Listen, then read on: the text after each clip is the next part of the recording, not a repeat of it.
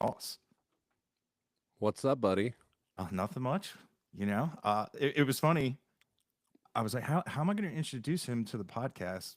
Do I say Justin Ross from Deadwood Revival, or Yeah, is that the band yeah. It's name? people get it confused all the time because we do like Justin Ross and Deadwood Revival, not the Deadwood Revival. So you always hear people say the. We were at the Dallas Entertainment Awards, and when it came up on the screen, it was like Justin Ross and the Deadwood Revival, and I was like, that's whatever, you Yeah, know. Took out the part, just skipped it. So yeah, it's weird how that came to be, about how that shift came in, and it went from just my name to a band, and then we want to do just Deadwood Revival, and then we found out that there's another Deadwood Revival, and so I was like, well, let's get our stats up way past theirs, and then we'll come in hot. yeah. You know what I mean? By that time, and it's our own dumb, we didn't follow up. We should have looked into it a little bit harder, but we were like, yeah, Deadwood Revival, that's yeah, it works, you know. Yeah. Yeah. have you ever had any confused Treaty Oak fans? No, we haven't. No, but I thought that was fun. Now, as far as the logo, I don't have one on me here, but our old logo was like trees, the name, and then roots coming out the bottom. And I was like, boy, we're really kissing that Treaty Oak logo. Like, and that came out like 4 or 5 years ago. Like that logo, but we just didn't have a name in there. And then we put the name in there, and then I was like, oh, well, okay, well, we're right in the right in the shoot with this. We shouldn't do this. Let's create something else. you know. But That's funny. yeah. It it is amazing, like how much like stuff like that you have to think about, and it always comes up when like you thought of everything, and then somebody goes, "Hey man, that kind of," and you're like, "I'm gonna start over again," especially like a Dude. logo. That I don't know if you can do art, but that's an entire more proofs. Man of many hats, but yes, I have to go through all of that. And I'd never done like a big name shift unless it was like when we were Big Casino 15 years ago. That was different because we were starting something new. It wasn't Justin Ross and Big Casino. So the Spotify and the iTunes and all that stuff, it was under my name. And I was like, well, we should be able just to put the Deadwood Revival stuff on there. And then I found out we can't. So we had to like hit the reset button and go back to zero. And it's Justin Ross and Deadwood Revival. So I was like, oh, God, okay, whatever, Stream World. we'll play your game. But, here we are.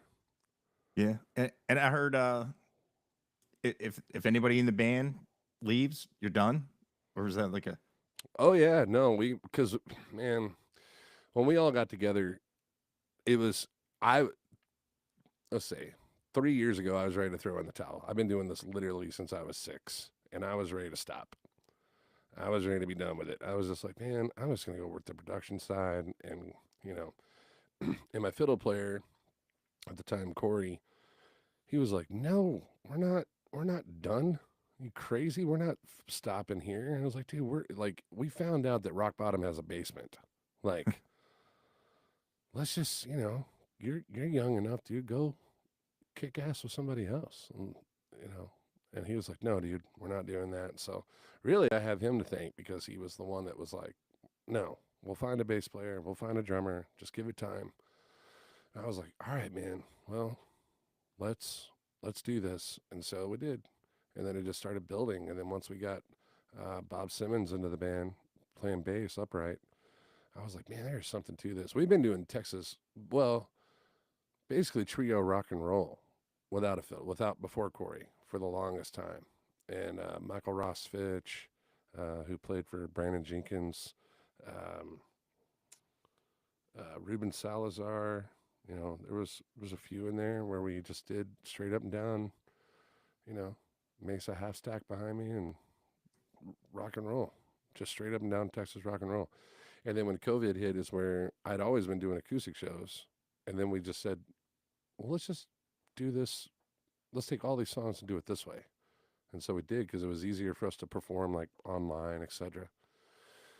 And then Ruben ended up having an unexpected fifth child, um, his wife got online to tell him basically it was like, well, pregnant again. My husband couldn't pull out of a driveway, so he was like, dude, I got 5 kids now. I can't keep doing this music thing. And so he went out, and then that's when I was like, okay, time to throw in the towel. And then Corey talked me back into it, and we stayed. We found Bob, and then a year later we found AC, and things have just been soaring since. And we went in and did an EP, Bring Me Home, got some music videos done. Now we're releasing a live record from New Year's Eve at the Mule Barn. And then we're gonna go back in the summer. We were gonna go in right now and start on the record, and we decided not to. We're just really concentrating on the writing, and then go back in like midsummer, and then do like a full length record, which is still debatable. We're still trying to figure out: do we do 5 songs, 6 songs, 10 songs?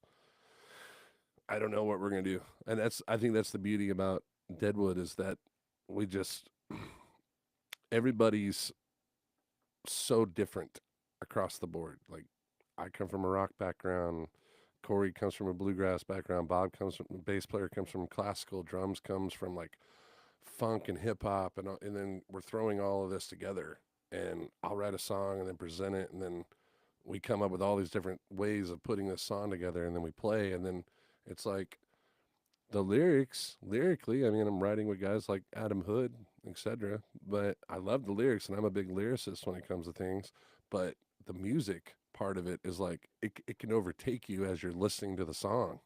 In fact, when you were doing the blind reaction, you're like, you said the blind reaction, you were like, man, I hope this wasn't a sad story because this fucking music's just got me.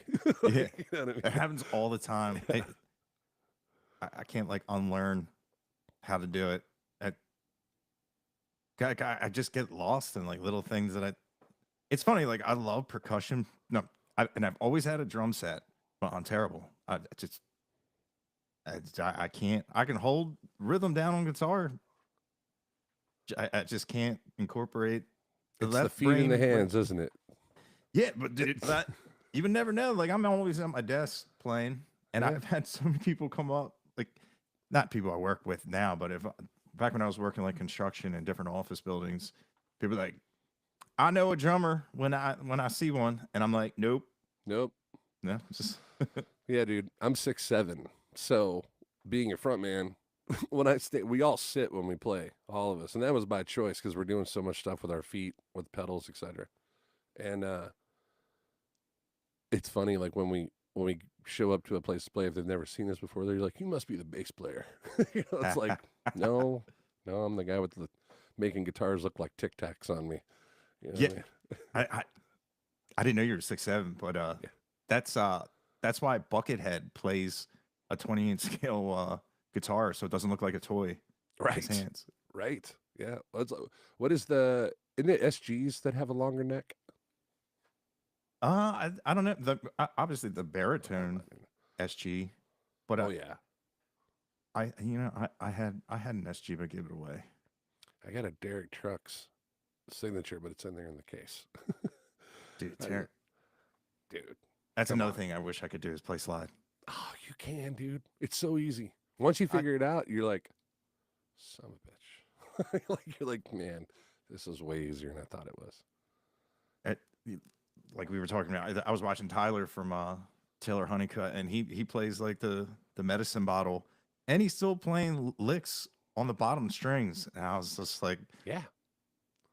and I told him, I was like, man, I get so jealous of you because I want to play slide too, and it's so I love it, and dude, I have slides all around me, and I just can't get it. And he was just like, well, I can't play fast like you, so I'm jealous of you too. And I'm like, Start with the D and G string. Just start there. Pick a song just when you're, on home, like when you do your videos and you're just jamming or whatever. Just start with the D and G string, and then just run the scales up as you're playing those two strings, and you'll find it. You'll be like, oh my god, and then you'll move down to the A and B, and you'll find out where those come involved. And as you're sliding across, and then same for B and A or B and E, like yeah, you'll find it and go, dude, this is so easy. It's like, when you're running a scale and you run your index finger on one fret and you're running on it like on just on one string, right? You're running a scale up. Wherever that ring finger is hitting at, that's your number. That's where you slide to. And so you'll find yourself just going, my God, and just do it with a pick.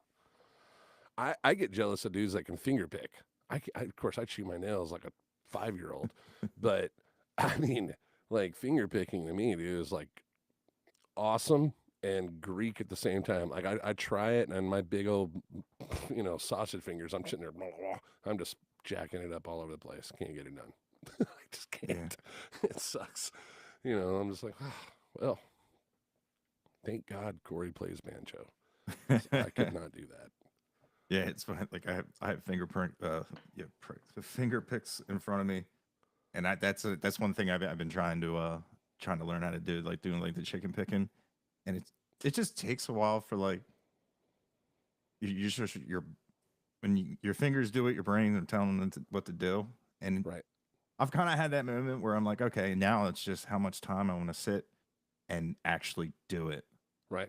And now that's pretty much all I do. It's when it's like why I have like tendonitis really bad because I just like I don't have kids or nothing. I got a dog, so I can just sit down here and play until I have to go to bed. You got tendonitis in your hand? Like my forearm. Yeah. Yeah. You ever tried acupuncture? No. Do it. Really? 100%. I never even thought about that. Because we sit on these stools constantly, right? And I've got one of those rock and sock stools like a drummer, but it's a bar stool. And I'll be running with my feet as much as I'm playing with my hands. Like I'll be looping with my left foot and, running, Strymon with my right foot or whatever. I'm going back and forth, but my back, just like a driver's back, right? I'm sitting on this right side a lot.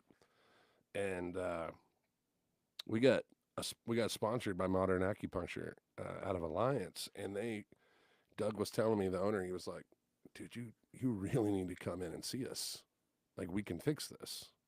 And what it was is these 3 fingers started going numb. So I was dropping picks. I noticed it during a show. I'd be playing, and I'm like, what the hell's going on? And then I look down, I don't even have a pick in my hand. I'm just thumbing it. And I'm like, son of a bitch, this isn't right. So I was going to the chiropractor, spending like $40 to $60 a session, depending on what we were doing, and it wasn't fixing the problem.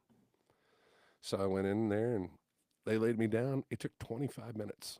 I stood up. I could feel my feet. I stood straight up. I was like, oh, I don't have any more pain. No more pain. I go once a week, and fingers are back, and like I had it all where I was wearing the brace around my arm, like, that sort of deal. I don't have to do that anymore. Huh. So look into that, man. Acupuncture. That's a real thing. Yeah, definitely. The only time the pain went away is my one uncle. He got the big C, and he's just like, the only good thing about it is they give you whatever you want, and he gave me cream. That it was ketamine cream, and I put it on my arm, and I was like, where'd my arm go? Like I could function, I could move it, but I could have just sticked a skewer through it. I was like, this is the first time it's not like it's just like a gnawing pain, and sometimes it's intense. Sometimes like if it'll like lock up. It was like the other day, some lady delivered food, and she was handing me a drink, and my hand just snatched it out of her. I felt so bad. I was like, I'm sorry. Sometimes it just fires. But how long have you been playing guitar? Since I was like 12, 13. Oh, that's dope. Yeah. That's that money zone, man.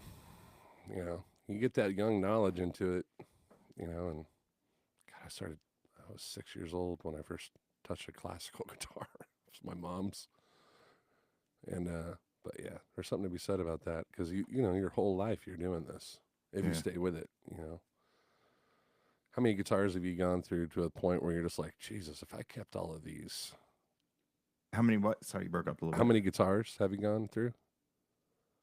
I've only I've only I've given away two, and I've only sold one. I normally like buy them and keep them I'm the forever. same way. I still have my first guitar. It's in there hanging on the wall. But dear Lord, my wife, man, poor girl. We have a whole closet in here, and it is filled from the floor to the roof of guitar cases, all just stacked in there. Yeah. And I keep some here in the studio to work with. But she's like, "Are you ever gonna sell these?" I'm like, "No, no, I'm not. No, I'm not. Keep them all." I think one day would be really cool is like getting older.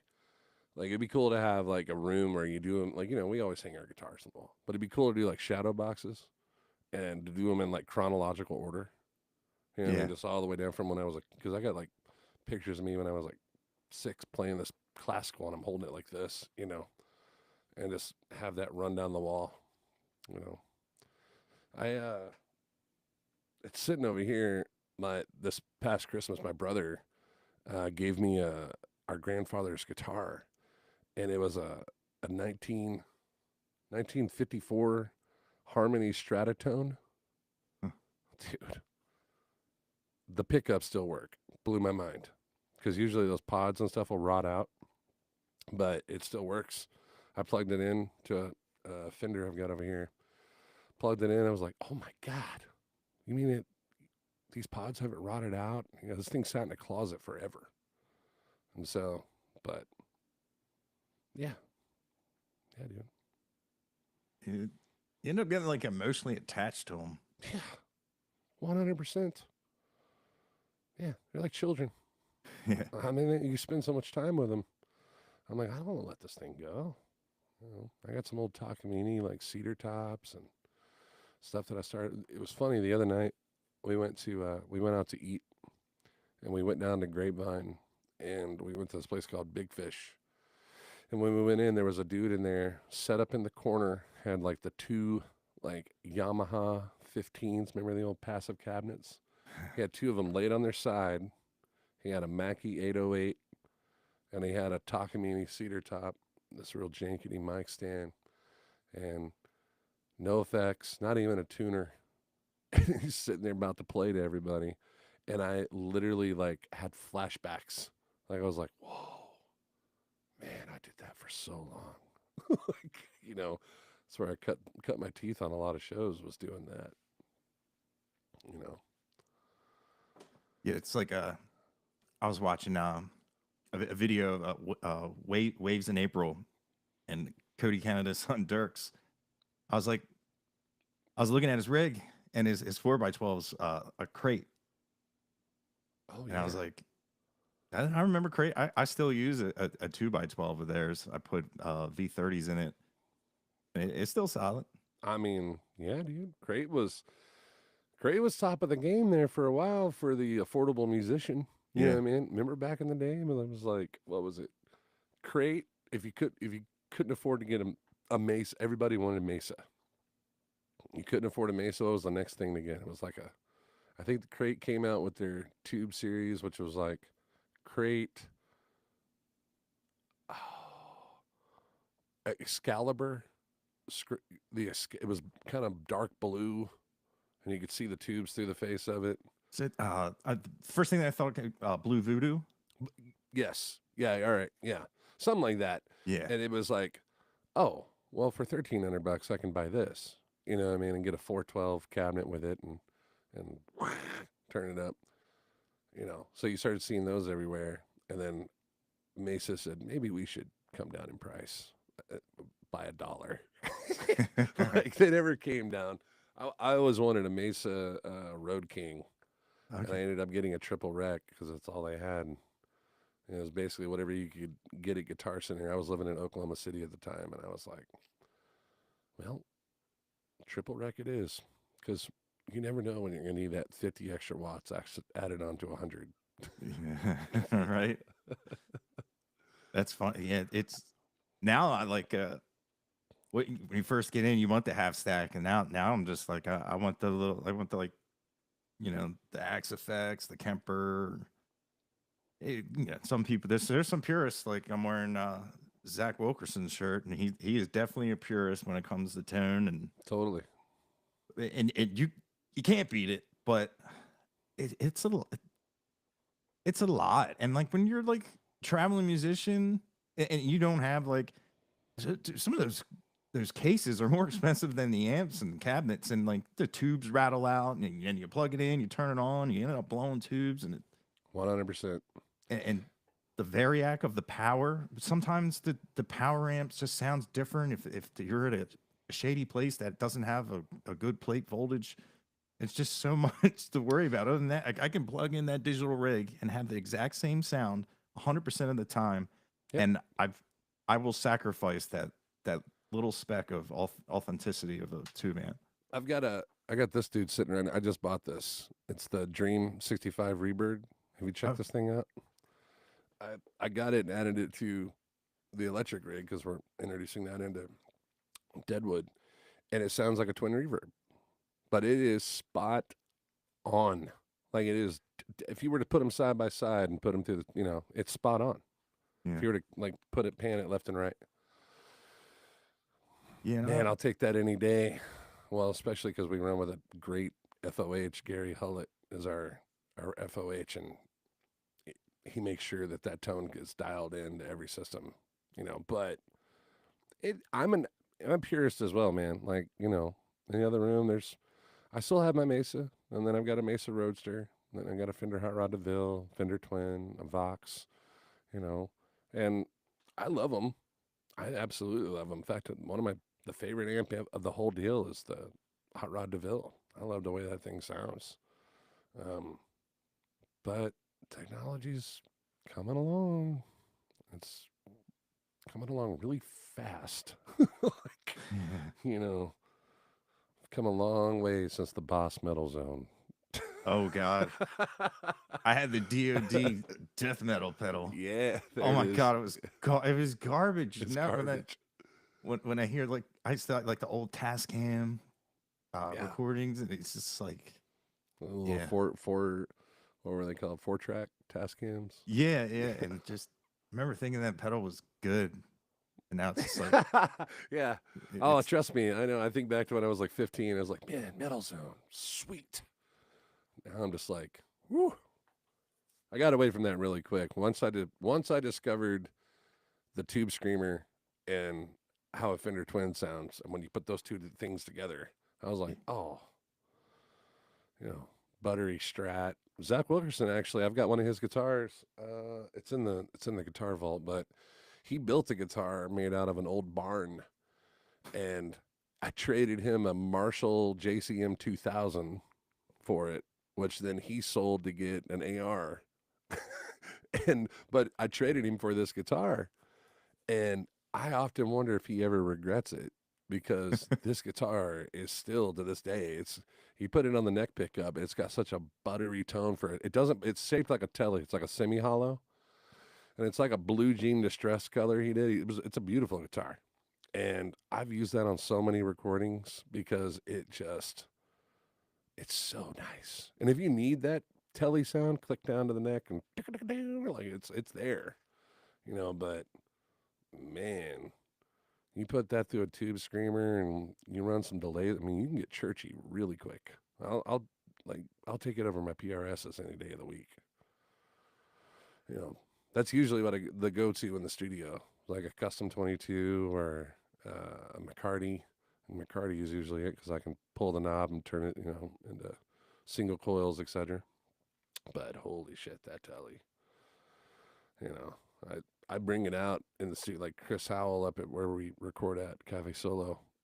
He'll be like, "We're running the Tele today," because the first time I ever brought it in, he was like, "I can't get over the tone coming out of this thing." I'm telling you, dude. Whatever Zach built this thing out of, he did a great job.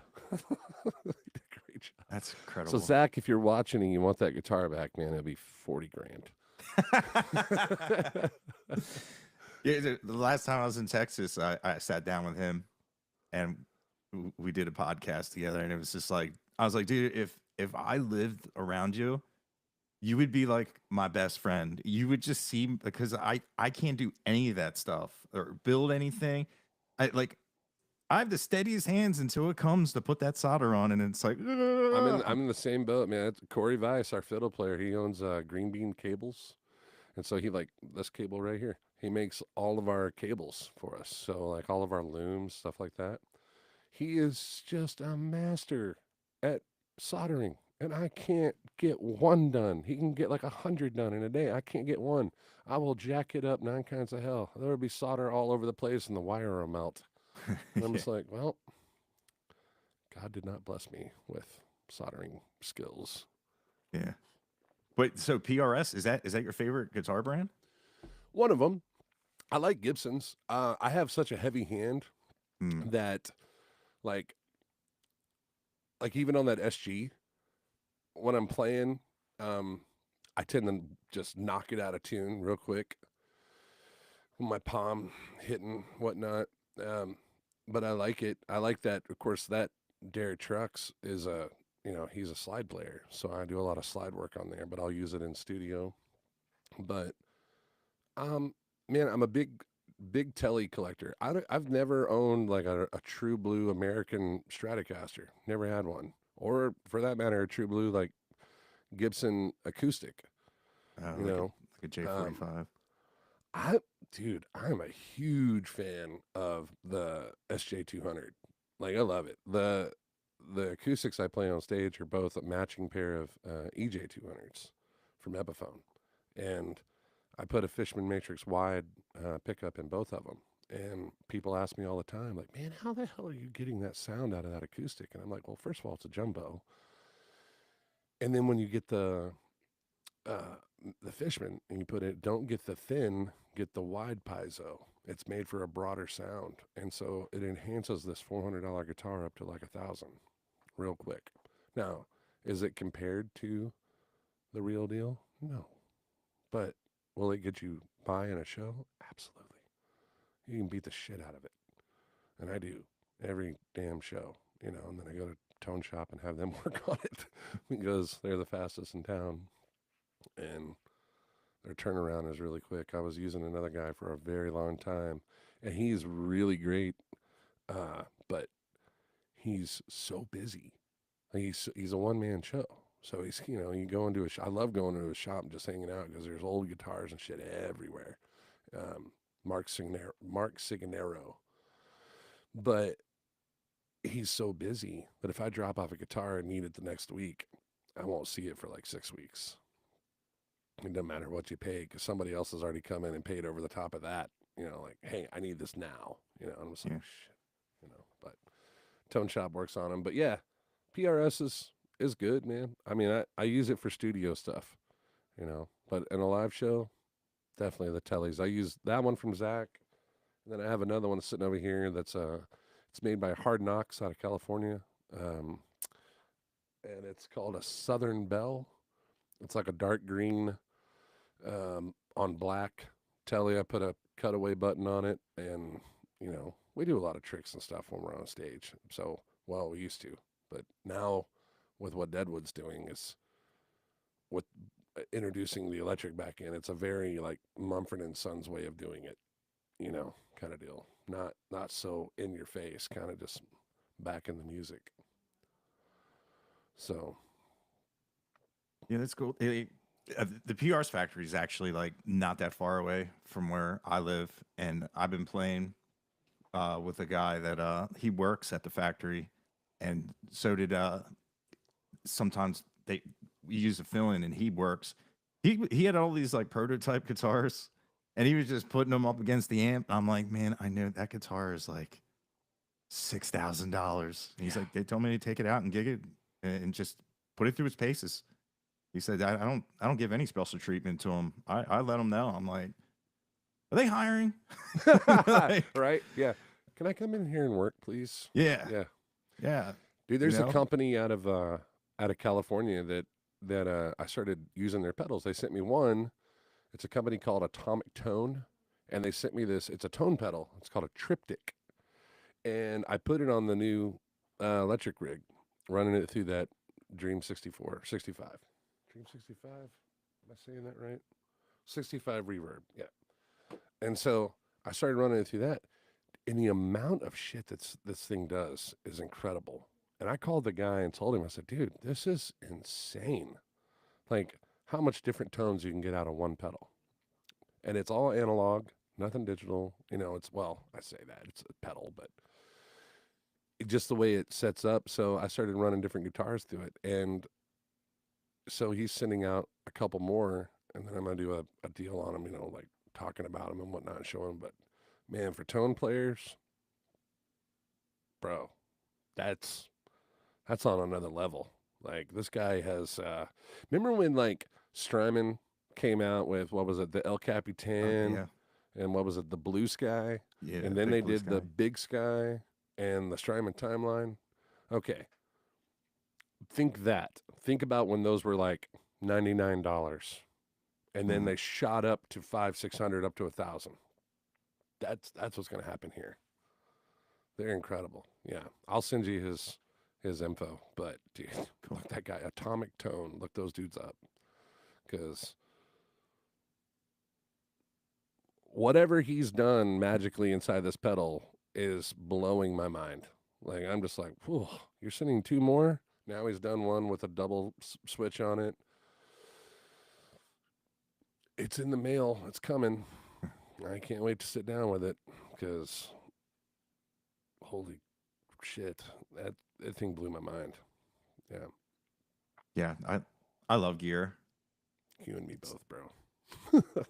It's It's a sickness. It's a it sickness. like what is that? What do they call it? Gear acquisition syndrome. Yeah. Yes. Got it. Got it. Take a look around the studio, bro. It's all that and horror movie stuff. I've got it everywhere. It's Yeah. I literally can't fit anything else in this damn office. No, I mean maybe a little shelf space back here, but that's about it. Yeah, it's not. Especially when like they do like 0% financing, and they give it to everybody. And it doesn't go against your credit. Yeah. It's like, really? I always at the end of the month I'll be like, oh yeah, oops, I forgot I bought that guitar 6 months ago. My band was asking me a few months back. They were like, dude, why don't you buy yourself a nice guitar, like an acoustic, right? And the simple answer was, guys, do you like this big ass trailer? Do you love this van? Do you like the AC cooled trailer we have for the green room? All these road cases and everything that it lives in. That's where all my money goes. That's where it all goes. I put everything in the road cases and take care of us on the road and Airbnbs and gas and all that shit. Like, so by the time we get done paying for all the shit, I don't have $5,000 to spend on a Gibson. And to be totally honest, I would love to have one, but I would be terrified if like I broke a string and handed it off to the tech and then grabbing that EJ and it would just be like it would just come down. Yeah. Your tone would disappear. Or maybe it wouldn't. I don't know. It would. That new Viper Blue they've got out, and I know it's one of those things where it's like, you better get it now for $5, because when they stop making it, it's going to be like $8 or $10. It's like when they did that, God, there's a local guy here. I can't remember his name. Damn it. But he uses one. It's like the olive green color. It's like a dark olive green. Shit. Dude, it's so beautiful. And I'm just like, man, will you let me buy that from you? And he's like, no, this is, in 20 years, it'll be worth 20 grand. Yeah. It's still in mint condition. That's like Co Wetzel's acoustic. I love that green. Kind of the same thing. Yeah, I was thinking it was probably. But like I was always like a, they do like the Koa. Always like the Brazilian. I was always like the cool wood grain guy until like I saw like BJ from American Aquarium, that red, and I like Morgan Wade's. There's one sitting down at Tone Shop right now. They're sitting right there all in a row. And I saw the red one. I was like, if I don't get the blue one, it might be the red one, And there again, you can do it with a firm and get, 0 interest. And like, yeah, shit. Do I really want a payment right now? We're trying to buy a house. That's the thing, because we want to get a new van, right? So we've been in this, what we call Van Terra. It looks like a zombie apocalypse van. And back during, well, it wasn't during COVID. It was before COVID. It was in like 2017. I put this like really heavy duty rack up on top of the van, and it looks like a luggage rack, but it holds up to like 2,000 pounds. And what it was for is I was doing a lot of film work for concerts. I was on the other side of the fence, and so I had a jib crane for the camera, and I would put it on top of the van, and I would park the van right next to the front of the house at a festival. So I had a 24-foot jib crane that would stick off the top of this thing. So I'm already up like 9 feet. And then you put that jib crane up, and now we're going up to like over 25 feet, right? It's up in the air. I can get over the crowd. And so I have a ladder, climb up the side of it, and then my big ass can get up there and sit on a chair and run this jib crane and sit there and look at the screen. And then I got out of that and went back to playing shows. And so I left that rack on there. And so we use it. We put gear up there and whatnot, like bags. Like if we're going out of town, we'll put our luggage up there, waterproof stuff and whatnot. So we want to get rid of this van, and we want to get a new, not new, but something like a 40 350 Transit with a dually rear end. And they're coming down in price. Like we're watching, but there again, like I'm trying to buy a house right now. I don't want to use my credit. I don't want to use, we're like this close to buying a home. And I'm like, let me get that done first. And then, then I can see after mortgage and insurance and all that shit, what can I afford? And if I can afford to get a new van or a new guitar, I probably will. Wife's not going to like it too much as far as the guitar thing goes, but she actually came down and saw that guitar at Tone Shop and was like, okay, I get it. It's gorgeous. It sounds amazing. I'm like, I know. Damn it. Why can't we afford this? We need more shows. We need more gigs. That's the answer, right, Patrick? Yeah. And I tell you what, some of the artists, if you're an artist for certain companies and you find out how much discount they get, you would never buy them on your own. I know. I know. Yeah, and it's just, I know. The first time I don't want to name him, but we were talking about him, and my buddy's an artist of him, and he's like, "Yeah, just come down. You guys, I'll get you 60% off." I was like, 60? 60. I was like, hold on, I'll go get another Discover card, and yeah, let me get this Capital One right quick. Yeah, I'll be right back. Jeez, 60. I don't know if that's like one a year or whatnot. I was just like, what? And I already had a bunch of guitars from him. I'm like, oh no. I said, don't put that evil on me, Ricky Bobby. Yeah, I'd be down there like, as soon as I paid it off, I'd be like, well, what's next? What are we doing now? Like, yeah, hey, it's me again. I'm here. Let me go ahead and get that red one too while we're here. Yeah. Go ahead and what would the payment equivalent to? 60% off. Just go ahead and give me 2. I'll make the full payment. Jeez. Oh man. Yeah. Oh, dude. Thank God. Well, that's a double-edged sword. Because if I knew that guy, it'd be different. So I'd be like, yes, I sure will. Thank you. Yeah. I'm broke, but thanks. Yeah. Let's go.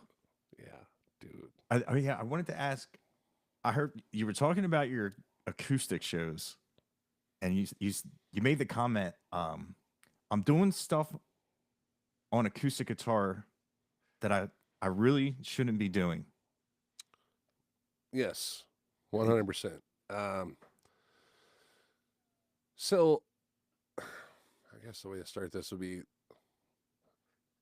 25 years ago is when Line 6 came out with the DL4, just about that time. And they added that 14-second loop into it. And so I learned by doing these solo shows that, because I got bored, I love playing lead.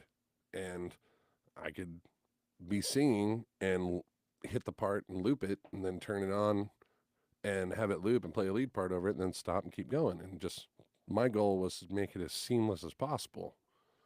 So I wasn't looking at it like today where you see guys build and build and build and build and build and build and build. I was trying to do it to where they didn't even know I was doing it. And so, but I'm so heavy-handed that I'll run my acoustic through, like, as where most guys wouldn't run their acoustic through the subs. I'll run it through the sub because I'm real percussive with my right hand as I'm playing, almost as if there's like a kick drum being added to. Now, with the Mhm. band, it's a little bit different story. I won't do that. But when I'm by myself or we do a trio, I will do that. And so I'm playing lead licks and stuff that you wouldn't normally do on an acoustic, that heavy handed, like kind of like a Stevie Ray Vaughan, how he was very jonga donga bong, like real chunky with it, right? On Yeah. an acoustic, you'd want to be more intricate. You'd want to be real, scaly, if I'm saying that right. But I dig in pretty hard, and there's dynamics to it as to where, a lot of guys like that play, and no offense to them, but the people that are playing like J45s, the singer-songwriter guitar, they're just strumming. It's one volume, it's just here, and that's it. Hmm. Well, I want to be able to go here and here and here and here. So like I'll use an EQ pedal and I'll scoop the lows and the highs down and boost the mids as where my normal EQ is scooped, kind of like a kind of like what a Strat would be, or like a John Mayer Strat, like that scooped EQ, and I'll do that on the main EQ, then have that boost in the middle, and then I'll be adding in like tube screamer to it and stuff. So like when I play slide on that guitar, it sounds like I'm playing on a dobro with very light distortion, and the mids are up and it cuts through. In Deadwood, a lot of people think that we're using a click track in our ears, and we're not. It's just that me and AC, the drummer, we have like a relationship back and forth, and we understand that he'll be leading the pack, and then when this part of the song, I'll loop the rhythm while we're playing, while Corey's doing a solo, and I'll loop my guitar, and then when it comes back around for him where we started, I'll play a solo with slide over it, and AC goes from leading to following, and then when I turn it off, back to leading, for tempo. And so he's really listening to that loop coming into his ears as he's playing. And so the stuff I'm doing on that acoustic is not normal. A lot of sound guys will tell you that's run sound for me that is like, man, it's not, you know, I wouldn't gain a guitar up past 15 or, 20. He's running up at 33. Why? Well, it's because you need everything that guitar can produce coming out. Because when I start doing it, you're going to back off quite a bit, and you're going to be working. You know, that's been the hardest struggle. That's why we brought Gary on. We had Leighton Autry with us as well, and Joey Christopher. But all of them were like, man, I don't get to just set it and forget it. Like we're working.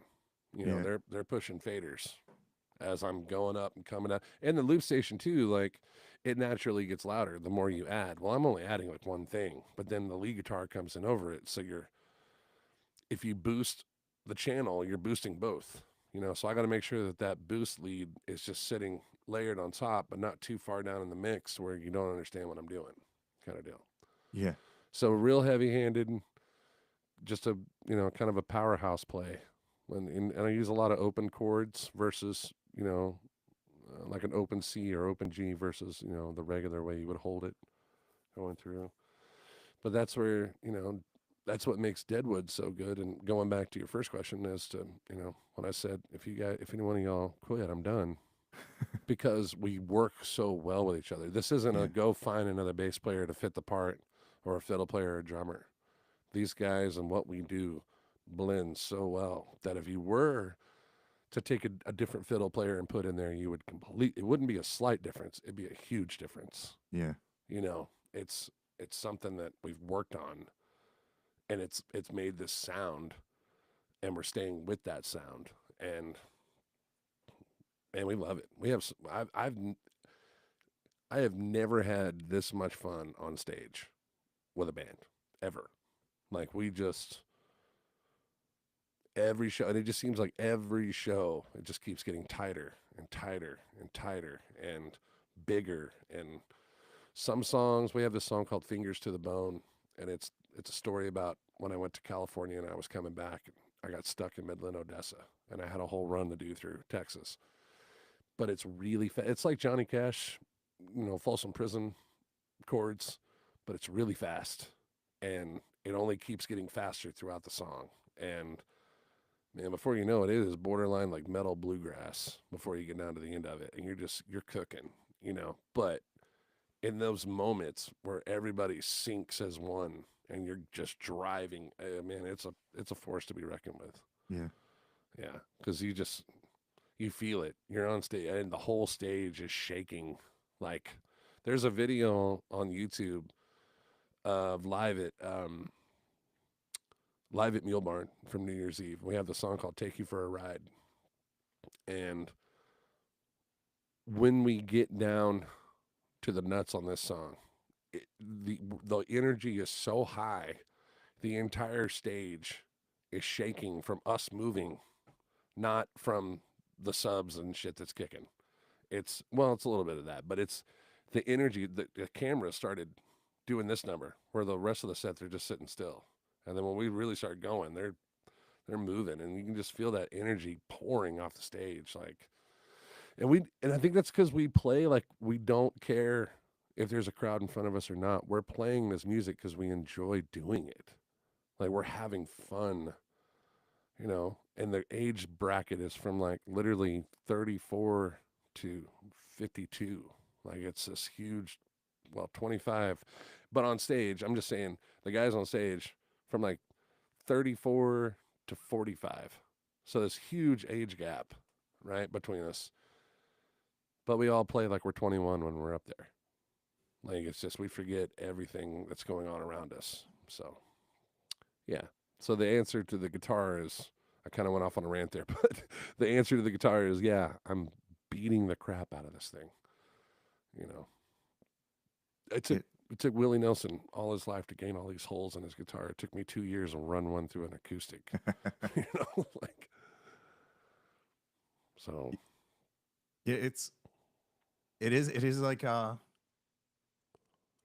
it definitely, like, every time I see like a worn acoustic, I always want to know the story, because like the way I play acoustic, well, I hate playing acoustic. It takes all of my ability out. Where as people be like, oh, you play guitar, or when you put an electric in my hands, they go, oh, you play guitar, Right. But it's also like, if you are an acoustic artist, that you can definitely tell who's geared more to acoustic. But that's like Drew Herrickle. The first time I saw him, he stepped out from back behind the keyboards at the Cody Jinks show. Yep. And all the finish is taken off the top, because he has this like monster upstroke. Yeah. And I also, the other guy was playing it too. And I'm like, I actually, we went out and we sat down and I was talking to him, and I was like, dude, like, what? How? And he goes, yeah, that's a pretty new guitar. I'm like, what? It blew my mind that like they can just, because I have before I started listening to the country, I was playing the Jim Root. I have 2 Jim Roots, and they're unfinished. They're designed to wear with your playing. Sure. Yeah. And it was interesting to see like where like I'm putting all like my energy and like how I do play. Yeah. And but yeah, on acoustic, that was like mind blowing to me, that you would need like a double pick guard. I mean, yeah, like those EJs, like they're really thick on their finish down on that side of the guitar. And it started turning the plastic where the pick guard is at. It started turning like bright pink, because I'm just scraping the finish off of it, and it's now down to like the inners of the plastic. It's like, well, there's gonna be a hole there soon, like, But those EJs, they take such a beating, and they just keep going, and they don't warp, especially in this Texas heat. Like when we get down last summer, I thought it was funny. All we did was try to go north. We have been trying to get up to like Montana, Wyoming, Iowa, all the northern states is where we want to head to. And all we got was booked south. We did nothing but south gigs. And the heat of the summer, like 114 in the shade, and we ended up having to put an AC on our trailer to keep it running while we're running down the road down there to keep things at like room temperature. Yeah. Because you got a $15,000 upright, you got several like a banjo, several fiddles, acoustics, so that wood's warping as we're Yeah. going south and the moisture, etc. And so, yeah, that the acoustic instrument, man, is a fickle thing. And electrics are too. They are too. They're just not as fickle. Like if your intonation goes down or whatever, it's nothing to throw an Allen wrench in there and fix it real quick. But on acoustic, it's going to take a little bit more time. Yeah. You know, You ever thought of like composites? You ever play one? I have I had a Martin that Martin thin body that was like matte black for I actually gave it to my father-in-law. It was one too small for me, and then it played great, but it would not stay in tune. Like I could not with what I do, just would not stay in tune. But there are some new ones out there that I've been looking at, but I'm just like, I'm really interested in these guitars that I just want to see them up close. But these ones that have the app on top of it, Oh, okay. you seen this? Yeah. I'm like, I wonder how good these things sound. What's going on with these? Yeah. I was in Nashville, and I was amazed. First at Nashville, I was amazed because of how touristy the town is. It's still kind of geared towards musicians, but this is a little while back, and I was like, oh, cool. It's one of those, you know, carbonite composite, whatever. And I picked it up, and no one looked at me because it was $6,000. Mm. And I started playing it, and a guy came back from the counter, and he goes, I could see your face. You're surprised at how good this thing sounds, right? I was like, yeah. I was like, it sounds like a high-end Taylor. And I was like, I like that chiminess, that brightness. And he goes, yeah. And if you're camping, you can use it as a boat oar. He's like, it's indestructible. What? Nothing will ever warp it. He said it'll play like this 100% of the time, everywhere you go, because like Wow. a lot of times, like we call it like you got to go pop the cork if you're going from a cold area in the north, or if it's in your car and it's air conditioning, and then you go out and it's 105, like you have to let them adjust. Right. In a slow way, especially if like nitrocellulose, like a nitro finish, because that wood will move and it'll crack your finish. Yes. It's so weird, and not a lot of people know that there's like science, and you have to make sure that the humidity of where you store your instruments, and you're like, oh, why do you have a wet sponge in your sound hole? It's like, well, Yeah, you right. got to keep. Yes. You do, man, for sure. I did a run up through Canada and got the exact opposite, like extremely cold and extremely dry. Like I was not prepared for this. I didn't even think about it. And and I get up there and I'm doing an acoustic run. I was doing a solo. I'm going to go do another one this summer. And now during the summer it's okay, but when you're up there like right now, like it's not okay. It's 50 below. Doesn't matter if it's Celsius or Fahrenheit, and it sucks, and it's dry, and like your skin, just the moisture just sucks right out of you. And I remember opening up my guitar case, going, "Oh no, what happened?" And then Adam, the guy I was with, he was like, "Dude, look at your elbows. You tell me what happened." And I looked at, I was like, "Oh God!" I started looking at my hands. I was like, "Oh man, you're right, dude. Jesus Christ, what's happening to me?" And then my voice started cracking. And there's actually a video online. I got with this other two guys up there, and we did like an electric set at this place called the Rosen Crown, and we played "Take Me Back to Texas" on there. And if you listen to me singing, dude, oh my God, it is horrible. I'm just like I'm trying to, like, I have no voice. I had to go for an hour and a half like this. And it was guitar solo heaven in that thing for the long, like I was stretching songs out for like 17 minutes. Like, I was like, but I had my acoustic like was unplayable. Like it was done. Like, and I was like, oh man, I did not prepare for any of this, and now I know, like, this is what I got to do. This is the kind of guitar case I got to take. These are the things I got to throw in here to keep it, the moisture, all that stuff running. So, good Lord. But yeah, down here, totally different spectrum. Humidity, and then heat. And good Lord, bands, if you're out there, put an AC on your trailer. It was the best thing we ever did. That, and you get your own green room at any time, anywhere. Yeah. Yeah. That's how we used our trailer. We called it the office. Oh, yeah. Well, I mean, that's par for the course. Yeah, I mean I told him, if you have anything bad to say about any of the bands or any of the musicians, you do it in here. Yeah. All opinions stop here. Yeah, right here. Yeah, because I actually, like, I was managing a band. I broke my own rule. It's like, I'm pretty sure I got banned from the radio station, and I went off, and it was like a battle of the bands. We played all original music, and these guys, like, they played cover medleys. And it was like, for like a original band festival, you all fight for the opening spot, and like, of course, ending with Freebird, you know what I mean? And it was like, they're going down to Georgia and they're going all through, and then it's like, and everyone's like, yeah, and I'm like, no, Skinner man, yeah. I'm like, but not what this was all about. I totally get it. I totally get it. Yeah, They were like, well, what did you think about the thing? I was like, I'll tell you exactly what I think. Yeah, let me grab this mic right quick, sir. Yeah, I was like, thought we were an original thing here. Yeah. And I was like, oh man, I got to give everybody a pass, at least one. Yeah.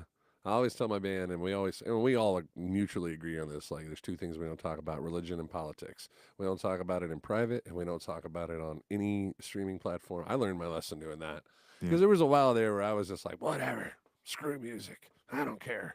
I'm just gonna speak my mind. It's not a great thing to do. Don't do that. It's terrible. Someone's always going to disagree. Oh yeah, you alienate half your audience right from the get-go.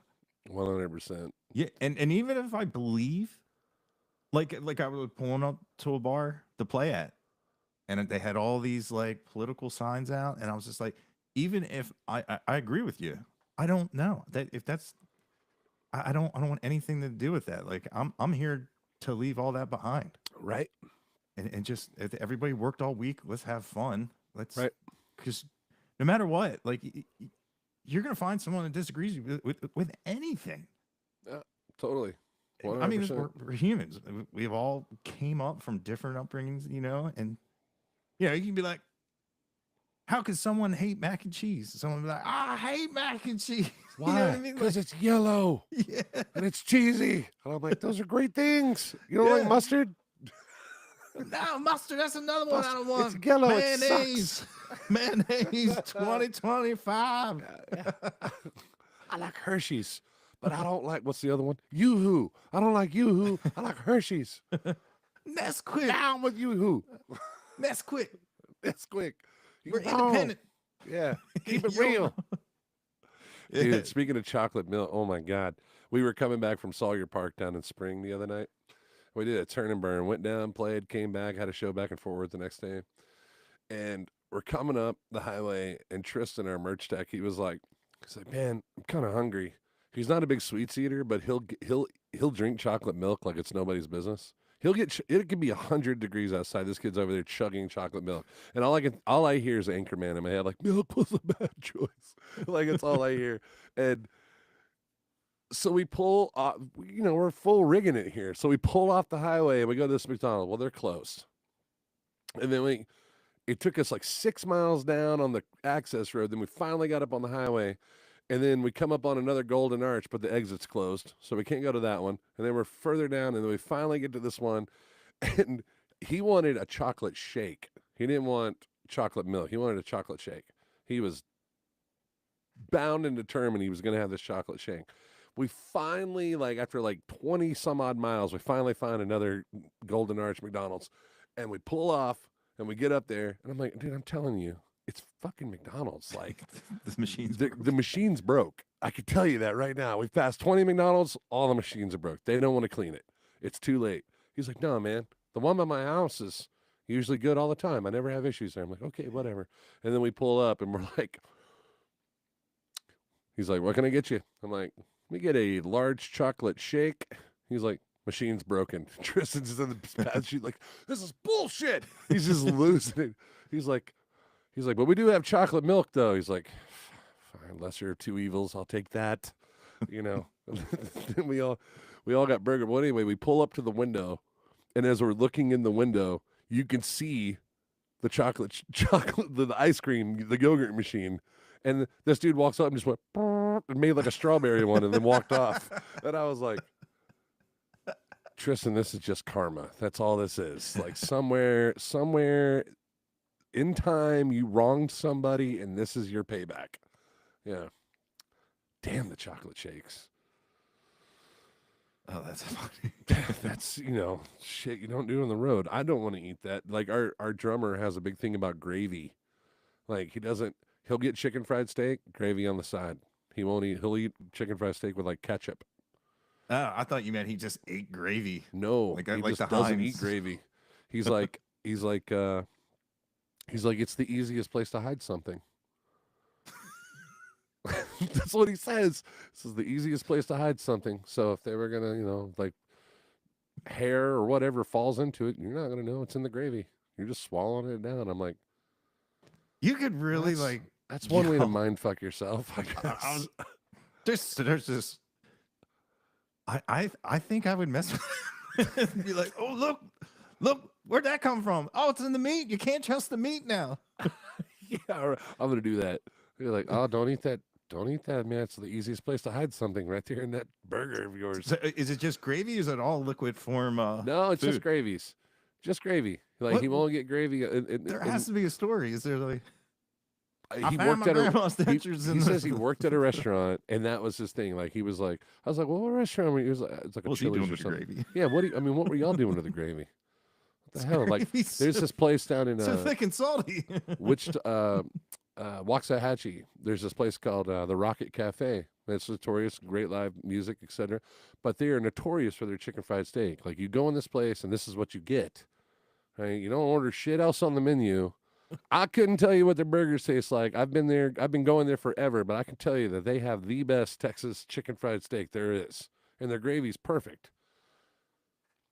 I take them down there. We go with Deadwood to play there the first time. I'm like, man, you gotta, So Corey, Bob, Tristan, everybody involved. Everybody got the chicken fried steak. Everybody got gravy. He was the only one that was like, oh, no gravy, no thank you. And we all went, what the fuck's wrong with you? He's like, oh, I put ketchup on it. I was like, what? And then that's when we learned. So we're all sitting there like mowing down. I'm like, man, this is so good. Like I got gravy for my chicken fried steak and poured over my fries. Like, right. I'm just gravy happy over here. And I was like, why don't you like it? And he's like, man, it's the easiest place to hide something. Man, you never know what could be in the gravy. I'm like, I like to think that places pride themselves on their food and that they wouldn't let shit go into the gravy. So I don't know what kind of places you've been eating, but this place is known for its gravy and chicken fried steak. Yeah. I think you're safe here. Yeah, just one of those things, one of those band quirks. Yeah, one of the musicians. No gravy. And what does he play? Drums. Yeah, that was more like a bass player type. No, Bob's got plenty of weird shit about him. I love him to death, but he's got plenty. He's what we call the did you know guy.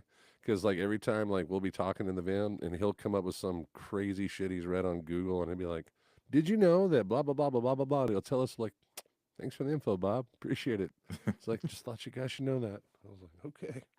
In fact, I'm sitting here looking at the sheet for the Blood in the Water podcast, and we got one of those in here. It's about I'm going to pull it on him tomorrow, but I'm gonna be like, did you know music can improve your memory and make it easier to remember things?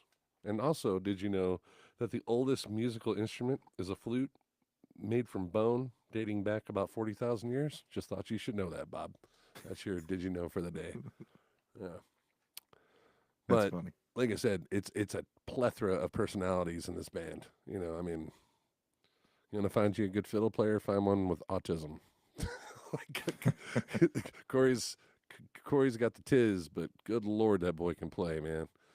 You know, yeah, he's an alien. There's just something shit he does on that fiddle, man. It blows my mind every time. Like when we were in the studio, we were coming up with stuff. He was laying things down just like this. Like there's this Rolodex of shit in his head. He's like, we'll try this, we'll try this, we'll try this, we'll try this, we'll try this. And then like after we recorded it, he had to go back and listen to what he did. He's like, man, how the hell did I do that? Yeah. Like, he's one of those players that I want to put on like one of those chart deals where it's charting out what you're playing. And I just want to read it as it's coming out. Like, oh my God, dude. I bet it's incredible. Yeah. Yeah. I was listening to your music earlier today, and I like when it's almost like he sounds like a dark organ, like in the background, just like just sounds like sometimes like thunder, and it comes out, and I just really like just how like it just goes in and out of the song. I Maybe it's the bass because he does play. He'll play with a bow on it. Oh really? Yeah, Maybe? and he'll get into like really big sub low notes. Huh. But then we also have like on the Rain, there's this doo that happens, and that's a 808 drop that we have that plays through when it's on a pad we hit. But we've gotten really used to Bob and AC syncing up when he hits that note, and Bob will slide down at the same time that he's hitting that 808, so it just shakes the room. Nice. It's pretty crazy. Yeah. Yeah. Those pads. Every time I'll see a drummer with those pads, man. Even like the drummer in my band, he knows. He just because he knows I hate that snap. Oh yeah, I cannot. Oh. I'm so glad you said that because that and claps, I'm out. I hate it. I hate it. And it has to be a fantastic song for me to be like, I hear you, but I can filter you out. But like he does it just to put Just a to piss smile you on off. his face. And, Yeah. because I'll look back. I'll be like, come Stop on. that. Sucks. Yeah. AC was doing it for a bit. He had this like this little that was the snap coming in, and he would do it, and I was like, stop it. I'd get in the talkback mic. I'd be like, stop it right now. Yeah. Yeah, we are. Or I'll force feed you gravy. You know what? I'm using that, dude. Listen, you don't do that. I will force feed you gravy from McDonald's. From You McDonald's. talk about a place that they will hide it. That's it. I feel like it's funny. Like you can put so much more stuff in a chocolate shake.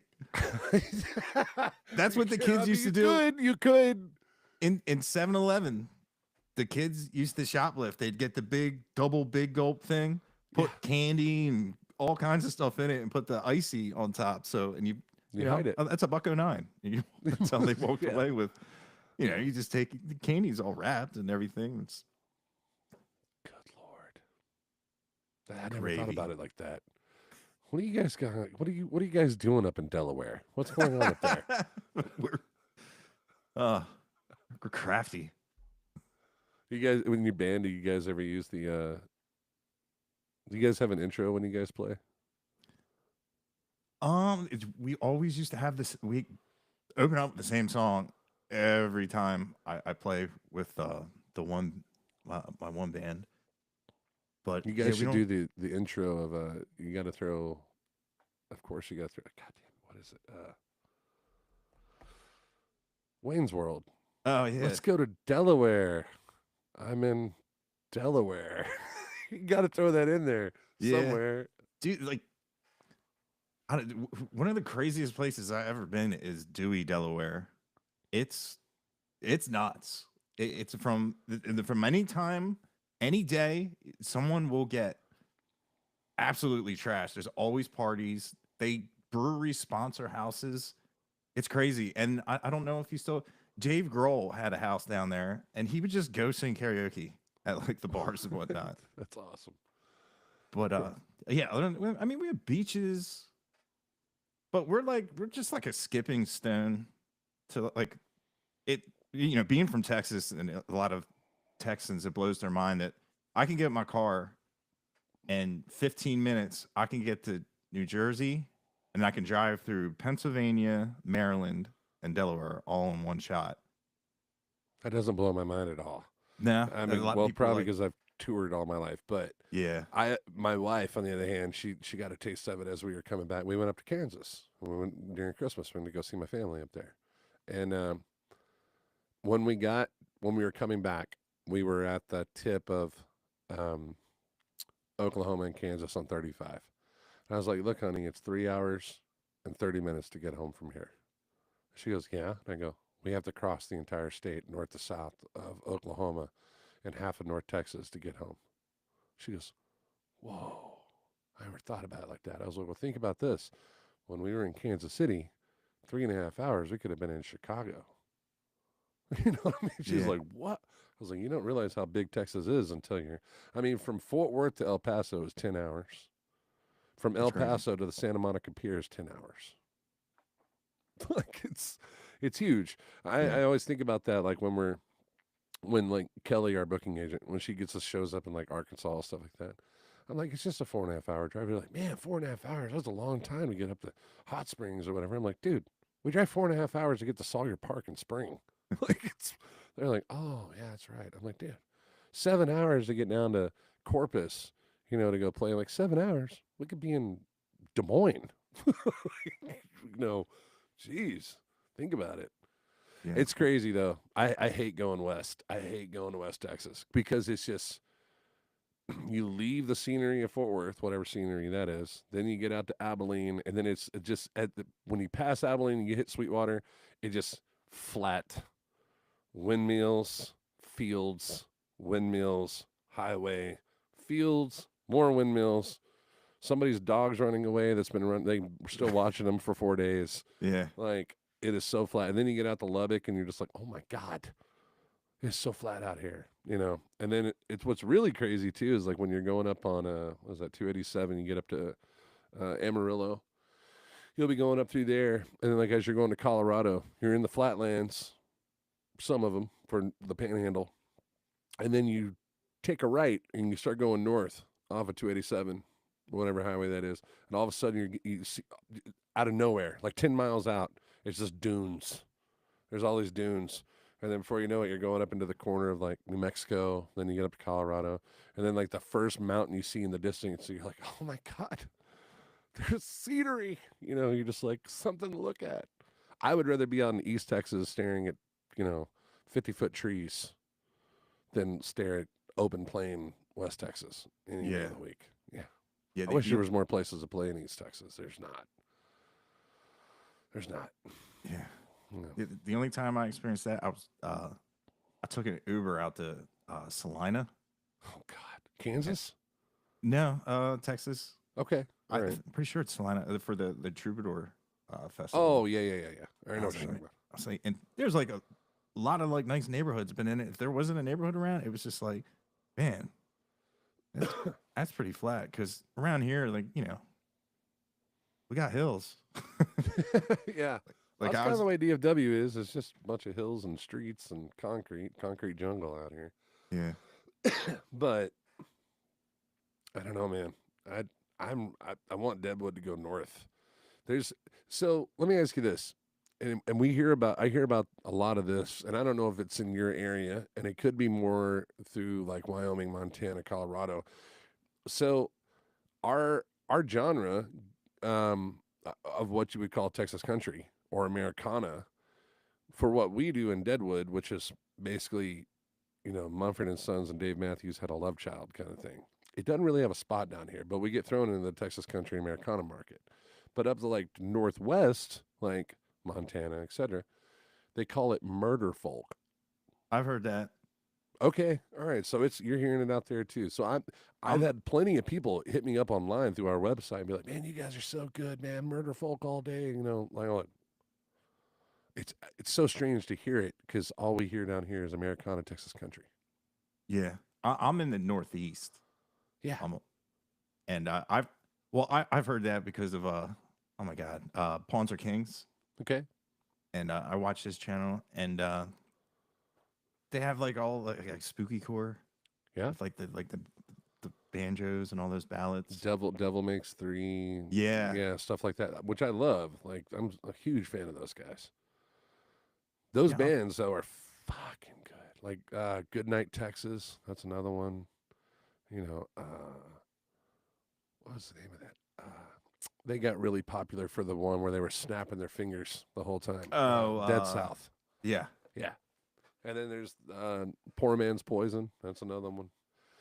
I'd love to go on tour with those guys. That'd be insane. What a ride that would be. Yeah. Those, I mean, just for the fact that like Poor Man's Poison, or was it? No, it was.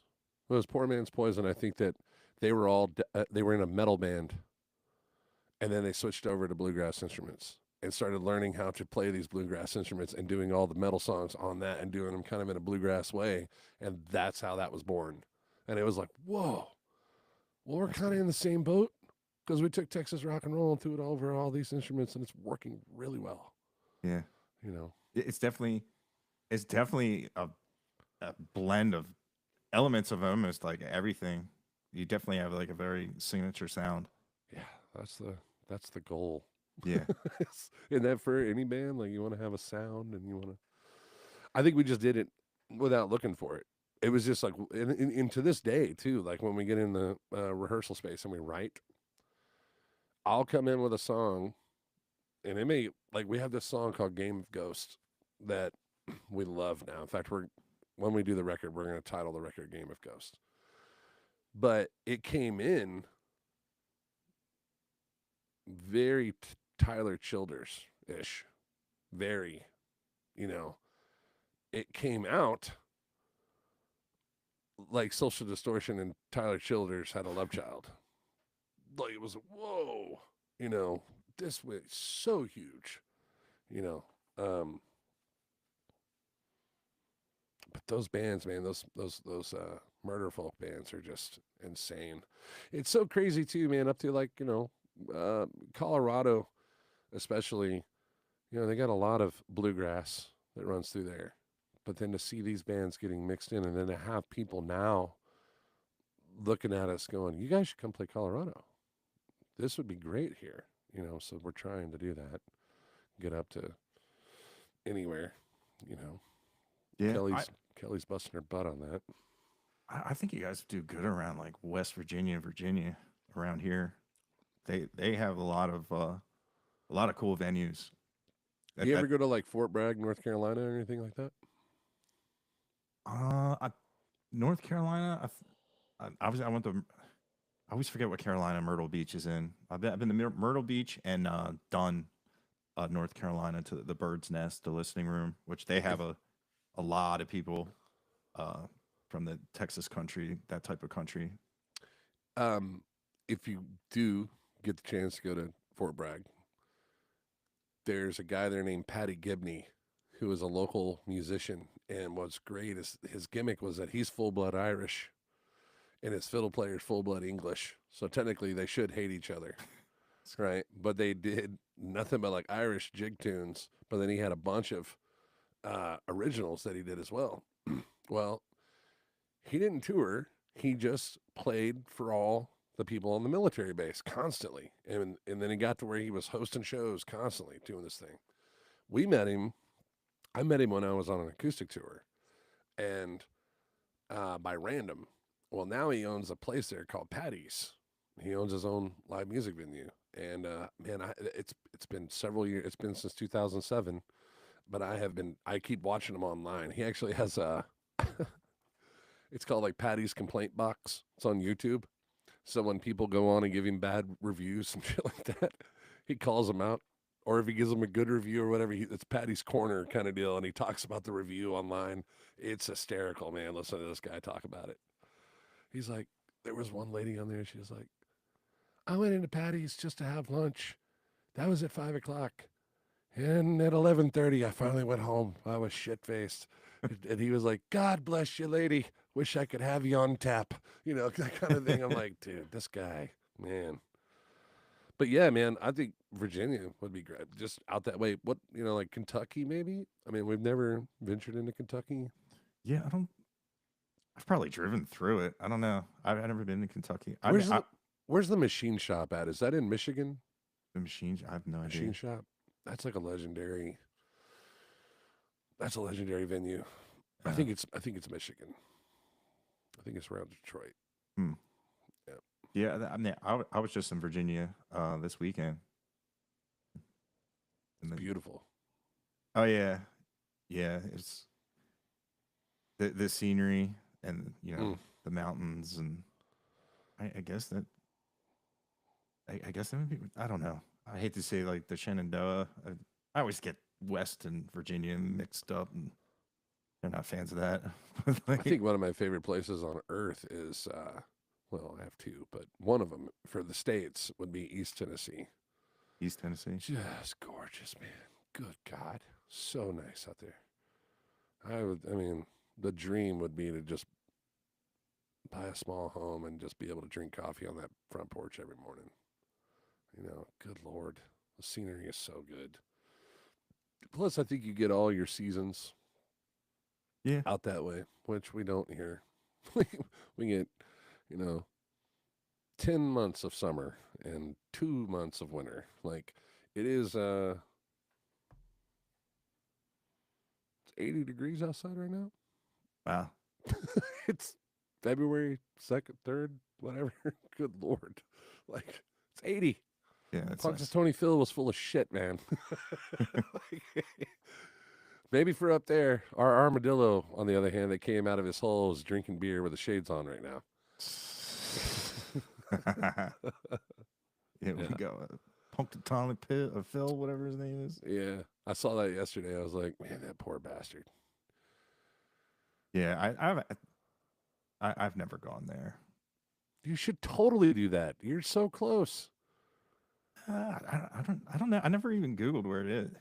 Pennsylvania is pretty big. Well, to me. Yeah. I've gone around. I wouldn't mind playing Jersey, but I don't think I'd like to go to New York again. I went there twice. The second time I went to New York, I ended up in handcuffs on the curb 30 minutes after getting off the airplane. I was like, ooh, probably shouldn't. I didn't go to jail, but I was close. Yeah. They don't like their southern hospitality up there. Yeah. I learned that real quick. Yeah. I was walking out, so I get in, I fly in, come in with a backpack, pedal board, and a guitar. I was playing the bitter end, which is a legendary up there in Manhattan. And the cabbie said, hey, you're only like 2 blocks. And we were stuck in bumper to bumper. He's like, you're only 2 blocks. If you want to get out of here, man. I was like, hey, dude, thanks. Nice guy. Paid him. Got out. I'm walking down the street, and there's this lady coming towards me. She had like a bunch of boxes in her hands, and she was going towards the door. And I set my pedal board down and opened the door. And I guess the dude behind her didn't appreciate me doing that. And we ended up getting into a squabble. And before you know it, I'm on the curb in handcuffs with a cop going, don't do that again. I'm like, what, be nice? How's it being nice? How the hell am I the bad guy here? Like, he's like, we don't do things like that up here. I was like, okay, well, I'm going to go play my gig now and get the fuck out of here as quick as I possibly can. Yeah. Jeez. That sounds New York. It's when I was playing a show.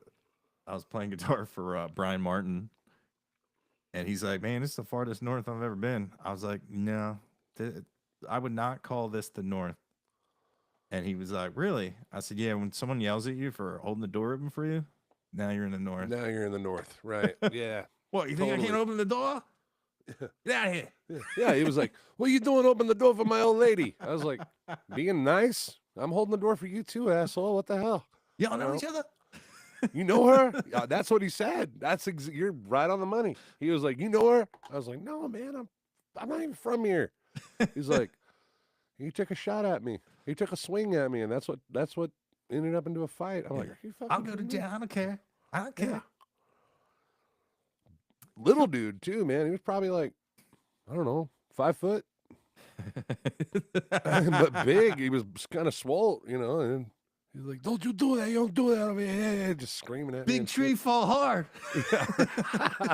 Right. I was like, what the hell? How would he even hit you?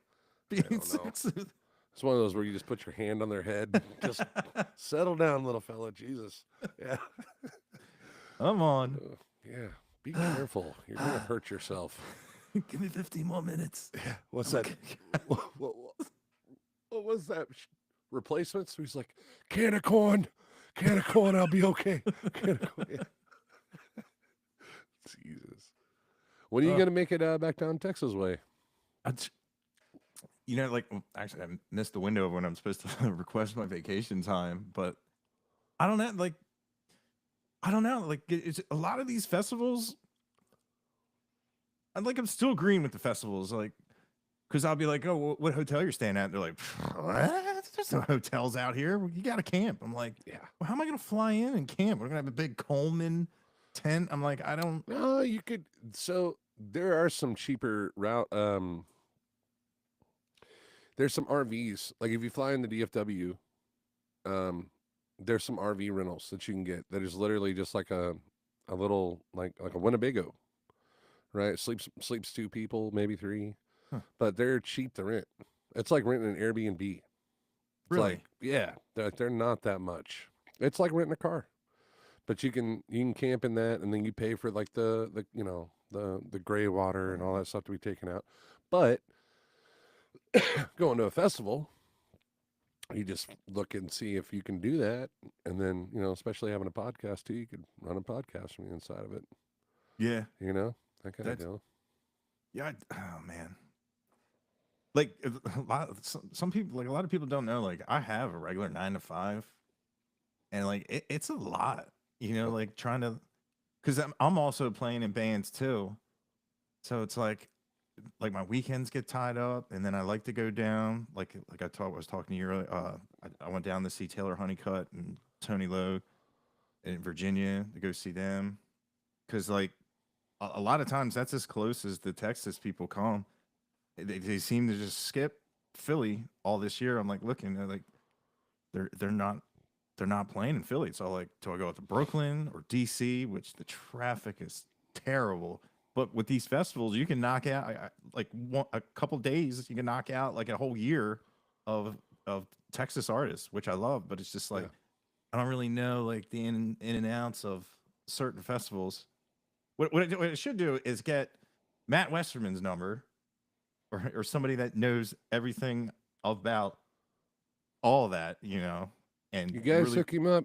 Leave it in the comments for him. I mean, people that are watching, they'll leave it in there for you. Months ahead, months way out. I think they're already planning Mile Low Fest, and they just finished. Like they're already getting artists ready to go for that. Like for say Mile Zero, and then I've been to that. Larry Joe and Steamboat and all that stuff. Like those are great festivals. I don't think Deadwood will ever play on them. You don't think? No. Like I said, dude, we don't fit into that Texas country genre. I've seen some people that I wouldn't say fitting in it as well. I'm not saying that we wouldn't love to. We would absolutely do it. You know what I mean? I just don't think that we're gonna get onto those because it's just not. It's weird, man. Like it's such a strange deal. Like people that we get asked to go play with, right, or to go open up for. Like for instance, like a couple months ago, we did Everclear, right, or like big one. It was a big one. It was great. It was fucking packed. I think we did like 2,000 in merch that night. Like it was ridiculous. Wow. But our age demographic technically fits for those festivals because our age demographic runs from like 32 to 55, right in that zone. And so when we even do our shows locally, we only have a few places that we play at. Like, for instance, this Saturday we're playing at Rhinestone down the Stockyards, right? Yeah, but I had to get a hold of Chris and be like, hey, man, a lot of these people are wanting tables. They're wanting to reserve them. Like, our crowd, they're coming. A lot of our crowd could care less about the stock show. They're there to see the show. They want to see us, And so we do a 2-hour show or less.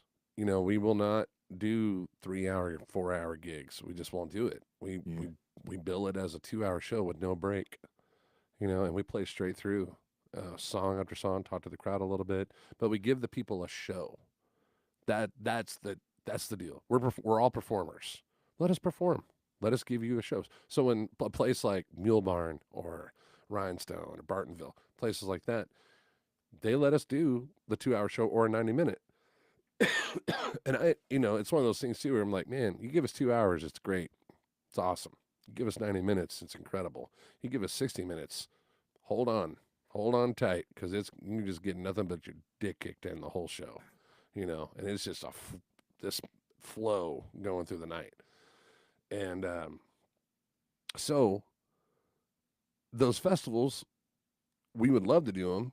I would absolutely love to go do them. But it's weird, like the stuff that we're the Whitefish Festival up in Montana, like we're being considered for that, or there's this really cool one, and we've been trying to get on it. It's a really rad deal. It happens in Colorado Springs, and it's called Blues Train, and it's a train, and all the carts have bands on them, and they travel town to town. They do this whole thing, and you're crammed. I mean, it'd be like setting full band up in the studio. Like we're all just in a line playing, but there'll be like 50, 60 people on the cart watching you. And then the next night you shift to that crowd, you stay on that cart and the crowd shifts to the next cart. So there's like 10 bands playing on this train.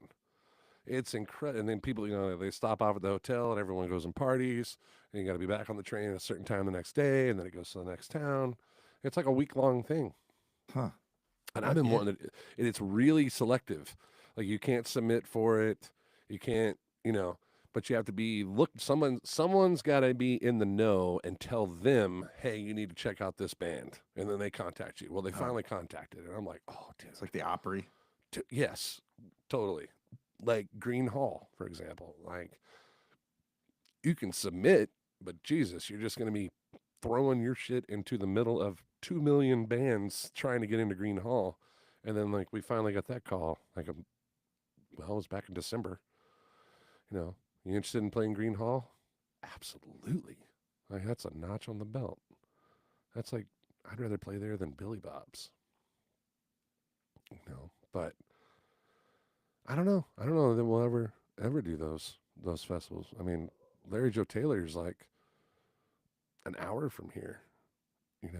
It's right down the road. But I think a lot of that too has to do with like the Texas country chart, the top 100, top 50, that kind of deal, which is understandable.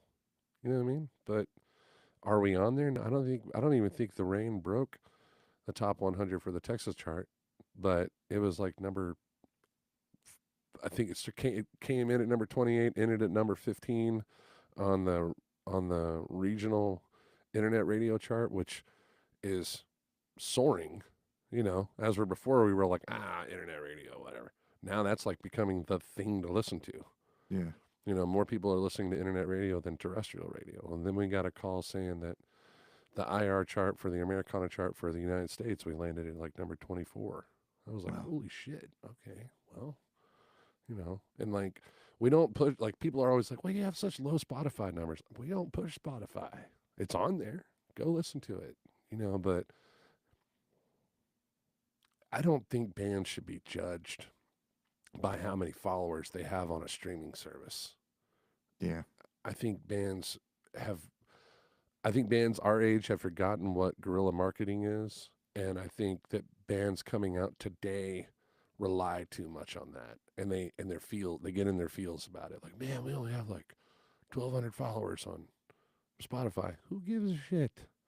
Play music. Yeah. Make videos. Good Lord. Use TikTok. Use Instagram. Use Facebook. Play live. Get your shit out there. Get it known. Make music videos. Like, I think the best thing we ever did was this live recording, because it's like people love coming to see the live show. So, it's 17 live tunes and it sounds great. I can't wait to get it out. That's going to be a huge deal for us, because I think that's bigger than us going in the studio and recording. In the studio, you know how it is. It's like you're concentrated on this and you're really working on it, blah, blah, blah. But as we're live, it's organic as it can possibly be. But God, it sounds good. I was shocked when I got home New Year's Day. I got in here in the studio and plugged it in, and I was downloading everything. And I started just listening to just dry, because it's just literally, preamp, straight to the computer. Yeah. No mix, no pre's, nothing like that. It's just DI mics, just straight to. And I'm listening to it just flat. I'm like, God, Lord, this sounds awesome. Like, now go through and EQ everything down and master it, etc. And then I was just blown out of the water with it. It was just like, whoa. Because, like it's one of my favorite things to listen to is live records. Oh, And really? yeah. Well, you really can tell who you're listening to when like John Mayer on a record's one thing. John Mayer live is a whole nother ballgame. Like, I sat on the side of the stage in his entire show and just watched that dude. Just like, man, this son of a bitch. Dude, this guy can play his ass off. Yeah. It's fun. Like Incredible. I love this playing. I totally think he's underrated, but I've never like really done like a deep dive on In his the John albums. Mayer? Yeah. Oh, dude.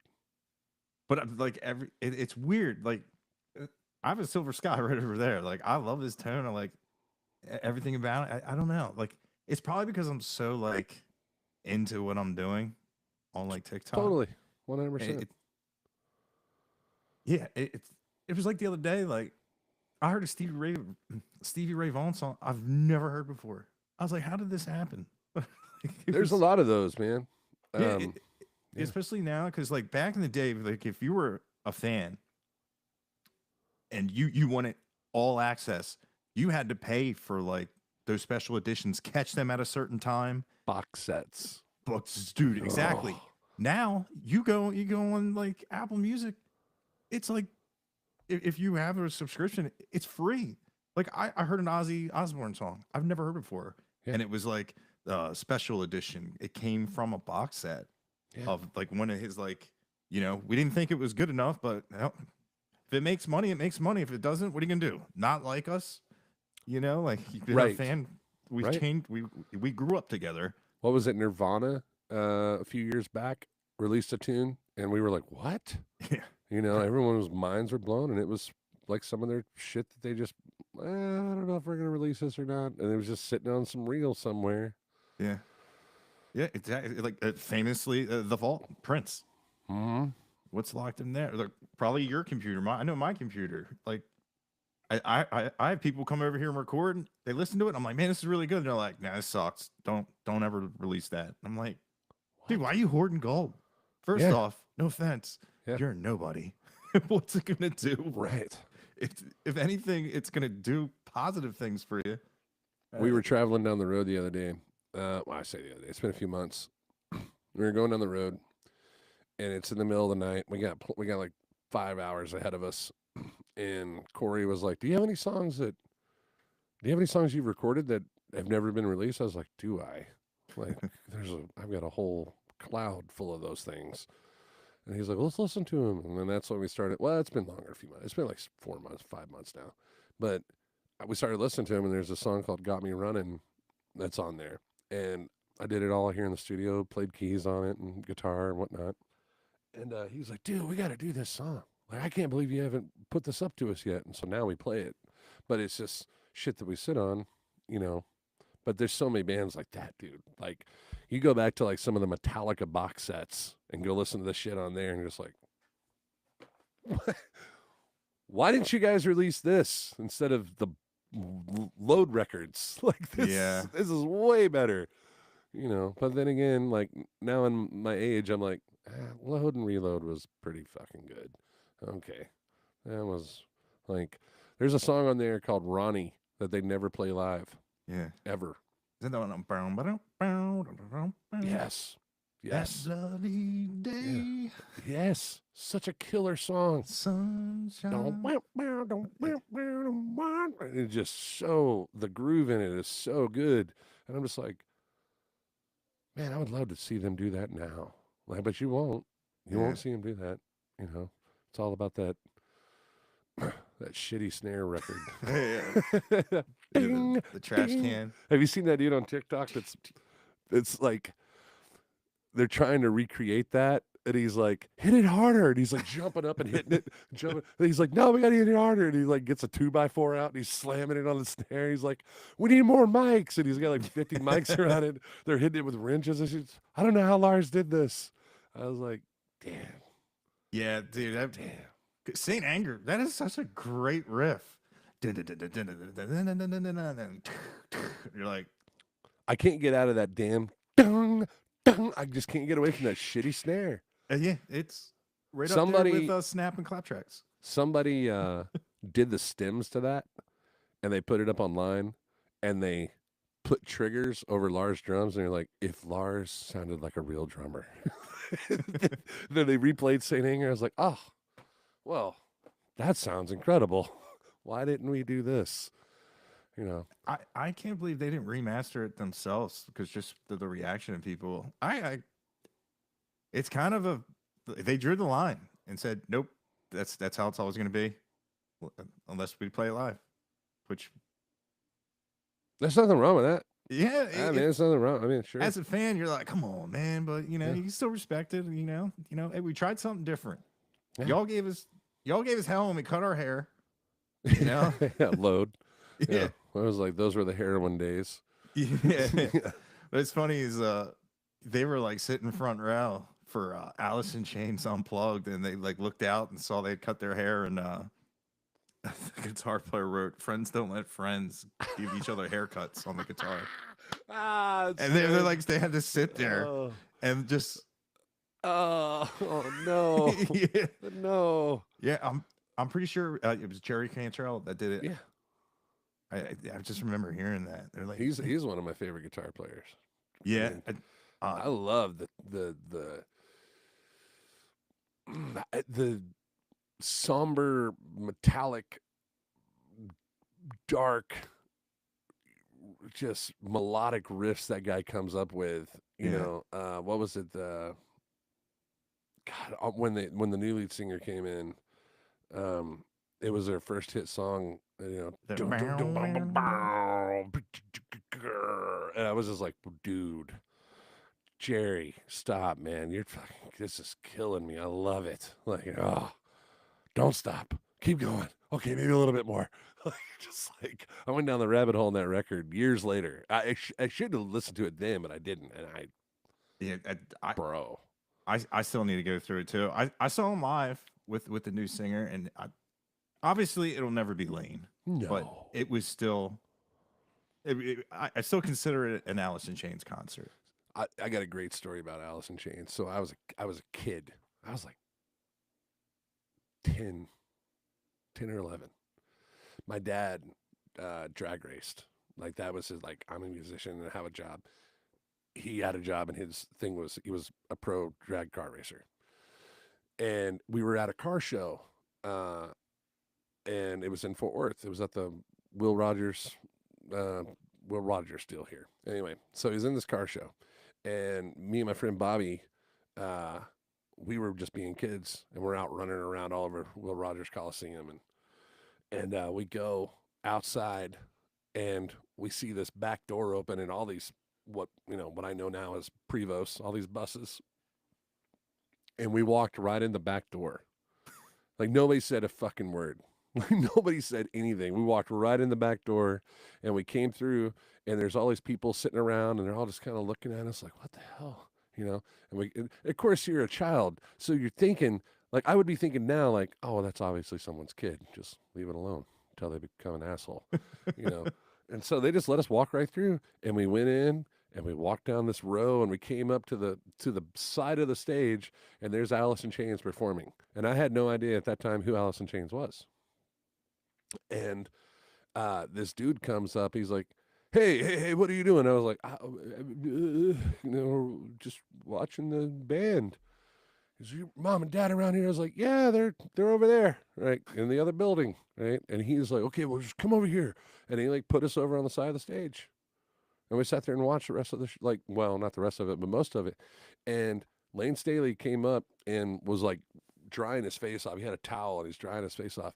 He's like, he kind of looked at us kind of weird. He just kind of like, what the hell are these children doing here? He's like, what are you guys doing? I was like, watching you play, sir. And he was like, don't drink any of the booze or some shit like that, and walked off. And I was like, okay. And, a couple of years later, we were listening to what I think it was, what was it, that movie?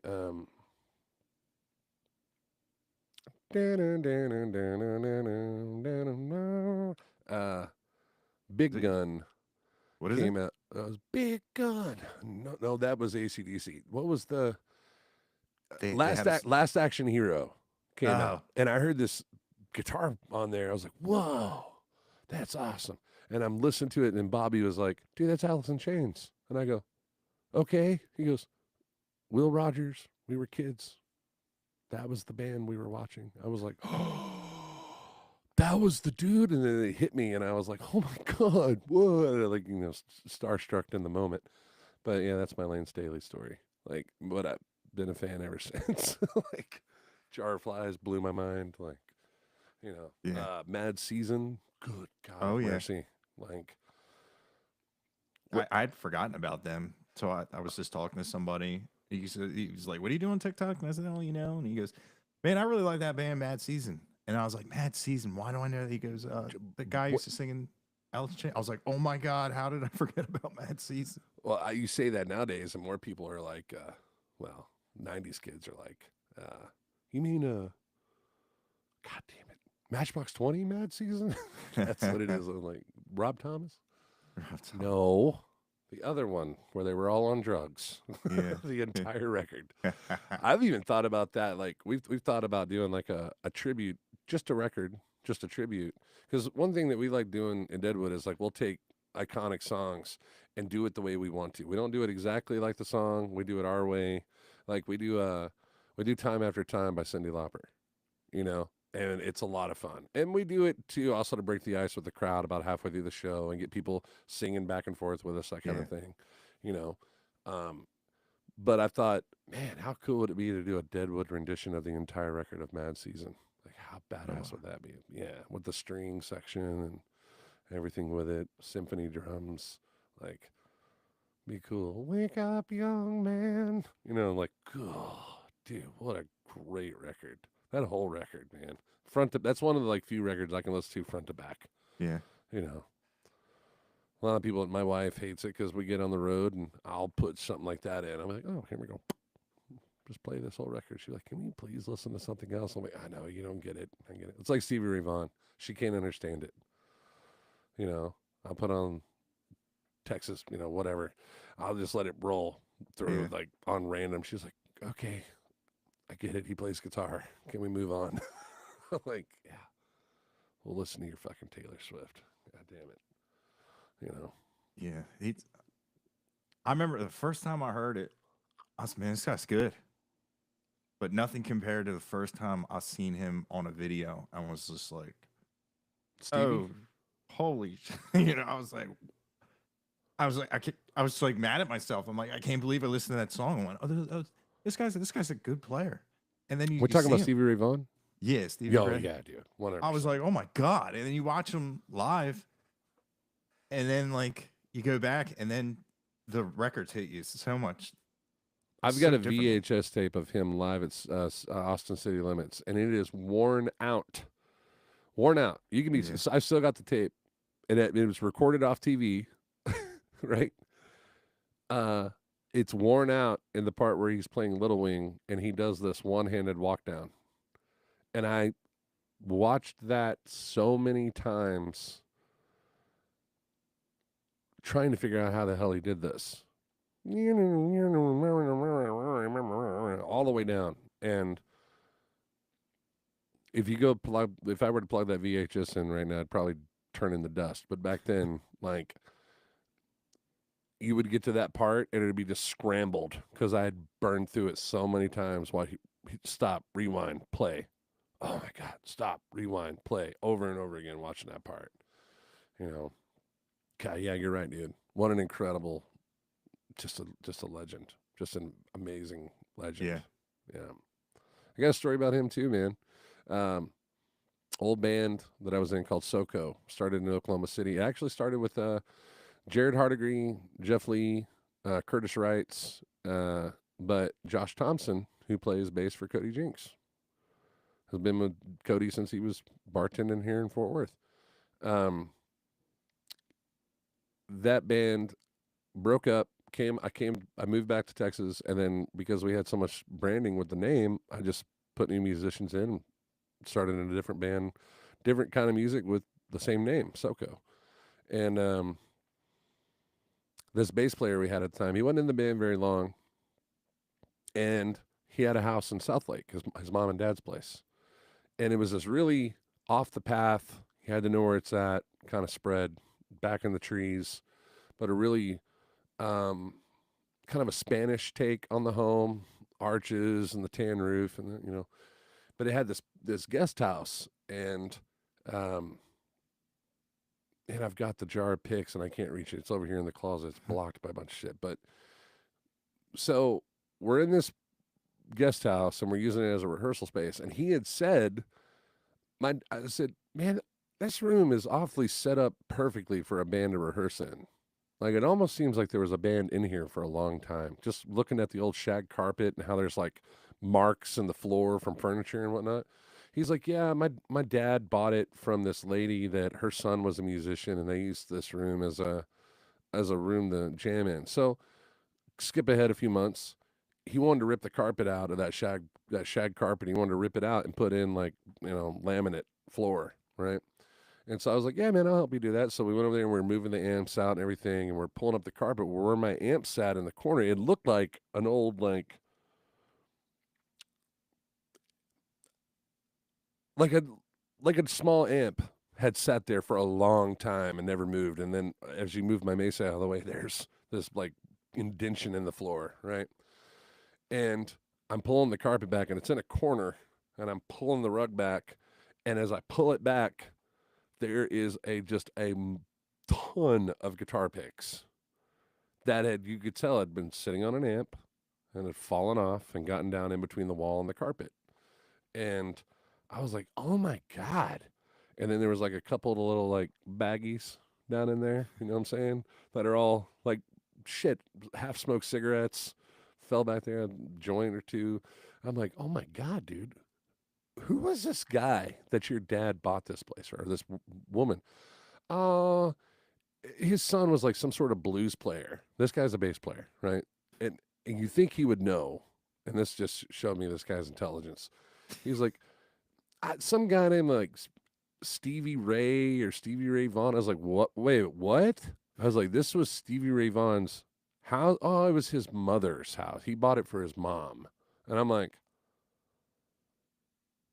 we're talking about like the Stevie Ray Vaughan, Double Trouble. Like, this is. He's like, yeah, that's it. He's like a blues player. I'm like, dude, do you have any idea who you're talking about? He goes, no. I was like, I like literally like pulled it up. I was like, this guy, you know. He was like, oh yeah, cool. He's just another blues player. I'm like, well, I'm gonna take all these picks, and I took everything I found in that corner, down to the cigarettes, to the little baggies, the half joint, and the picks, and I stuck them all in a mason jar he had in there, and tightened the lid on it. I've got it sitting in here in the closet now. I've had it for, God, that's 20 years ago, easy. But I still got it. And I was just like, man, I cannot believe we were rehearsing in the place that he rehearsed. So that just means when he was coming through town, that's where he would crash. Yeah. How many, oh my God, if that room could talk. What was written in there? What was written in this place? Holy shit. Still haunts me to think about it. Like, God, what a waste. Like, because the dude like was a douchebag. Like, it was just like, what happened? How do you, It's like a classical player not knowing who Mozart is. Like, what? Beethoven. I love that dog movie. Yeah, right. Yeah. Some guy who was a dog. He was in a movie. Like, wow. Okay, dude. Well, that sucks for you to know that all this history is just. He could probably lick the carpet in that place and get a bunch of, good vibes running through you real quick. You might get sick, but it's worth it. Yeah, I slept on the floor and I was up for 3 days. It was great. I was watching Nick Swartzen last night. He was talking about, no, I don't even want to get into this, but he said something about cocaine, like fake cocaine. He was like, it's not real. It's impossible cocaine. Just sniff it. Here you go. Nope. That's not cocaine. Nope. It's it's meth. You're gonna be up for a while. Enjoy the ride. You know, But yeah, what it'd be that like. that mason jar is like your mojo sack. Believe me, there's been nights where I secretly like just kind of hold that thing in my hand while I'm trying to write a song. Like, come on, talk to me, buddy. Talk to me. Yeah, I'm not near the guitar player that guy was ever, but that's one of my biggest influences. You know, and stuff that I learned from that, trying to do on acoustic is, kind of what brought me to my sound on an acoustic guitar. Like like you were listening to it and you were like, man, the chunk in that guitar, like the way it comes. That's what I'm talking about. It's that Yeah, sound. yeah. I watched him do the unplugged on a 12 string like it was nothing. Yeah. I was just like, my hands hurt just watching him. I'm like, Oh, dude. it's like Zach Wild when I was watching him play Hendrix with distortion on an acoustic. I'm like, Yeah. I didn't play my electric for 2 years with Deadwood. It just sat in the the vault. Did nothing. And I've been playing acoustic for so long, for 2 years, show after show after show after show. And then here recently, in the last few months, we started working in the electric, and I picked up that telly. I started playing. I had to kind of relearn the feel because I hadn't played on it in so long. But as I'm playing, I'm like, God damn, this right here, this is easy. Like, yeah, you yeah. know what I mean? I'm like, this is butter. Yeah, especially the acoustic, the strings, all the tension. It's a workout. 1356s, polylobes. Yeah, They'll eat and through your fingers real quick. you get on a standard guitar, you can do like a 4-note bend. Yes. And trust me, on some of them, when I'm really getting into it, I'm like, ooh, as I'm bending it, I'm just waiting for it to, snap. I'm just like, oh, it didn't happen. Good deal. Whew, made it through this one. We had this song called The Creep that there's this whole blues intro to the front of it. And that's how the show intros. It intros with this big intro, and it builds up, and it's real big, and then it falls off, and then it goes into this blues riff. So it has time for Bob to switch to electric bass, Corey to switch to banjo, or switch off banjo to fiddle. And I loop it. I'm playing these lead parts. And sometimes I scare myself when I'm doing it because I'm like, it's the first of the show. Don't go too nuts. You might break a string. Don't want to break it on the first song in, or go out of tune, and I don't have time to tune. Yeah, But it comes in. It hits you really hard coming in the front of the show, and we hit you even harder coming on the outside of the show. It was funny on that show on the live record. We do the song to outro the night, and it's called "Take Me Back to Texas." But we intro it with Corey doing a fiddle solo. There's actually a live version of this on Lava Cantina. We have a version of it on there. And we go from the solo into Dropkick Murphys into Take Me Back to Texas, and then it goes into Voodoo Child, and then it comes out and it goes into Pink Floyd The Wall.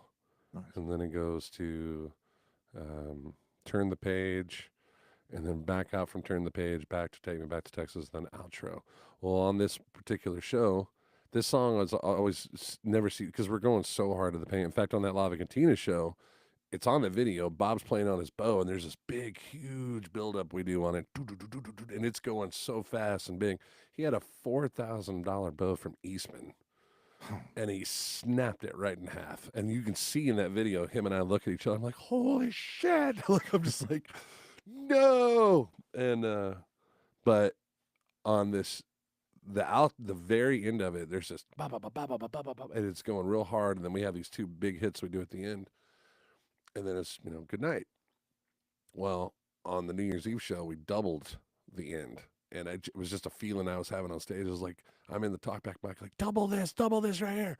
And AC's like, ah! He's just going, his legs are going. And what was funny as shit is before that show, he had said his girlfriend, Dawn, had just got him on this workout plan with a gym. And they had done legs the day before. So when he came in for the gig, his legs were like jello. And so by the end of the show, and I'm sitting here asking him to double it, and his feet are just just one-footed, just hitting it, going so fast. I could hear him. I had to cut it. Well, you can kind of hear it in the live recording, but you can kind of hear him go, shit. Like he's just like, I don't want to. And at the end, he doesn't hit the tightness at the end where we're like, pop, pop, pop, pop, pop, pop, pop, pop, and then that's it. He kind of goes one past it because his body is just at this point. You know, like you ever been playing lead so fast that your muscles just give out and you're like, and you just kind of fall apart? That's where he was on drums. He was falling apart there at the end. And then as he walked off the stage, you could see his legs doing this number. They were wobbling. And he went and sat down in the green room and was like, dude, I got to breathe for a minute. I gotta breathe. At least he was sitting down. Could you imagine having your legs like that on that stage? How high up it is? Dude. Yeah. Oh, no, Lava Cantina? Yeah. No, that wasn't Lava. So the one where his legs were was Mule Barn, but still. Mule Barn to Live. Okay. Mule Barn. It's up. I mean, he's up on a drum riser, and then he's got to step down, then come down off the stage. He was hurting, man. I felt bad. I was like, oh, damn. But it sounded good. Justin, can really you good. Carry me? Yeah, right. Help me. Help.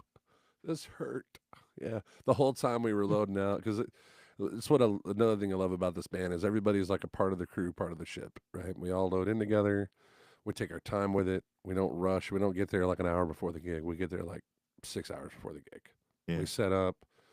We dial everything in because we don't run wireless, right? So we run our in-ears. Everything's hardwired in. So we got Rolls boxes behind us, like on the guitar boat and stuff like that. And so even if we were to stand up, we only got like 6 foot of room from the cord that's attached to your, like a headphone like this. And it's, if you can't walk across the stage. Now, Corey uses those X-Vive digital wireless. You've seen those things? Mm-hmm. He uses that, and then AC uses wireless, which I think is hilarious because AC's not going anywhere. So you should just use a Rolls box. If anybody should have a wireless on, it should be me rocking out there. I've got one. I just don't use it. Because there again, like my feet are doing as much work as my upper body. And I forgot where I was going with this, but AC, man, good Lord. Yeah, he busted his dick on that poor show, man. And now, as we're doing it now, since then, we've had 10 shows since New Year's, and he's like, you can see his like definition is building up a little bit. She's got him on a workout plan. He's pumping. He showed up the other day. I was like, damn, bro, looking cut up, swole. Better not be doing roids. You know, he's like, nah, man, just working out every day. His like energy's really high. He's young, so he can get all that. I'm in my 40s. I'm just like, not this guy. Yeah. I will enjoy sitting, and then I'll go get acupuncture done and take away the pain. Like, you know. But that's what it was. Part of the crew, part of the ship. So we all load in early. We load out together. So when he was loading out that gig, he was like pushing road. You know, he's got a huge drum vault that all his shit goes in. And I think he went to go push it. And Tristan came up. He's like, hey, man, I got you. Don't worry. He's like, thanks, Doc. I really appreciate it. Like, he was like, thank you. Oh, it hurts. Like, poor guy. Yeah. That's funny. Yeah, dude. No, but yeah, no. The new record, I think, will be... We'll try and go in the middle of the summer and record that. We record at Cafe Solo Studios in Denton, which I think is one of the most underrated recording studios in the state of Texas. Chris Howell, that runs that place, is... damn good. Great vibe out of that place. It's like you could tell he wanted a coffee shop, but he made a recording studio instead. And he put a lot of money into it. It was just like a 2-car garage. And then they added on to the front of it. Now it's like an apartment with a shower, and you could sleep there and do your thing. And but he really knows his shit. What I love about it is I've recorded several records with the guy. And then on this last EP, when we were doing the mix down, when he did the first mix and I heard it, I was like, well, what if we did the exact opposite of this? Like, this sounds very polished. Like, what if we make this more of a live sound? And I was asking him, I was like, how do you mix when you mix? And he's like, well, I mix as if I'm standing on stage. It's like the kicks behind me, the vocals up front, my guitar's to the right, bass is to the left and centered, you know. I was like, okay, that makes sense. That's a good way of mixing. I was like, have you ever run sound for a band? And he's like, well, a couple times. I'm like, well, picture if you would be doing a live record, like you're standing in front of it. And that way, like the kick and the snare are up the center and the toms are panned and, the hi-hat to the right is panned and, fiddle to banjo to guitar to, stereo spread stuff. And he was like, huh. So that's what we did for the EP we mixed it like we would do a live show. So that way we could capture what is like the essence of being as close as we can to a live show, you know, and not putting all the massive delays in there and all the shit. Now that we have Gary, we can do all that live. We couldn't do that before, so we were trying to give him what is closest to, like Lighthouse Keeper, for example. That was on Cross's garage record, but it was Scott Copeland who wrote the song. And I've heard Scott do it, and I've heard Cross do it, but we put our flavor on it and did it our way. So it was like we want to capture that for the record. That whole, and there was another podcast I did last week. It was called The Ranch with this gal, and she was like showing the music videos. She's like, before we got the show started, she was like, these are really, like, these two here are really long. And I was like, yeah, they are. She's like, well, we'll probably have to cut them short. I go, why? Let it play. Yeah. Like, because I think Lighthouse Keeper's like 12 minutes long, something like that. But we do like a whole classical Spanish intro to the front of it, and then it goes into the verse, then it goes into the band, then it goes into the solo, then it goes into the outro. Like, it's long. Yeah. It's but like Dream Theater song. yeah, but it takes you for a journey. And that Yeah. whole song is about just a trip. The whole Yeah. That's what lyrically it's all about. So we wanted the music to do the same thing, you know. Um, and of course, the Reach video is long because we put all the extras in there for the music video because that was still is a huge deal. All the money that is made off of the music video. So for Reach, that was done. So my great grandfather was the first fire chief of Haltom City, and his son, my grandfather, was the first police chief of Richland Hills, which we live in North Richland Hills. So when we had the song Reach come about, I said, man, it'd be really cool to dedicate this because it's a song about hope and helping somebody. It'd be really cool to dedicate this to my great grandfather, who was the first fire chief, but also how rad would it be if we could dedicate it to all firefighters, EMT, first responders in that field, like paramedics, not police, not military, like fire, EMTs, paramedics. There's so many of those dudes that get unrecognized. Like these guys that fight fires on the front line. I think there's a movie about it, Only the Brave or something like that, where they're fighting forest fires. They're out there fighting fire with fire and redirecting the fire, that kind of deal. So we announced it at Texas Live. We were playing a show at Texas Live, and I said we want to dedicate this song to all firefighters, EMTs, EMS around the world.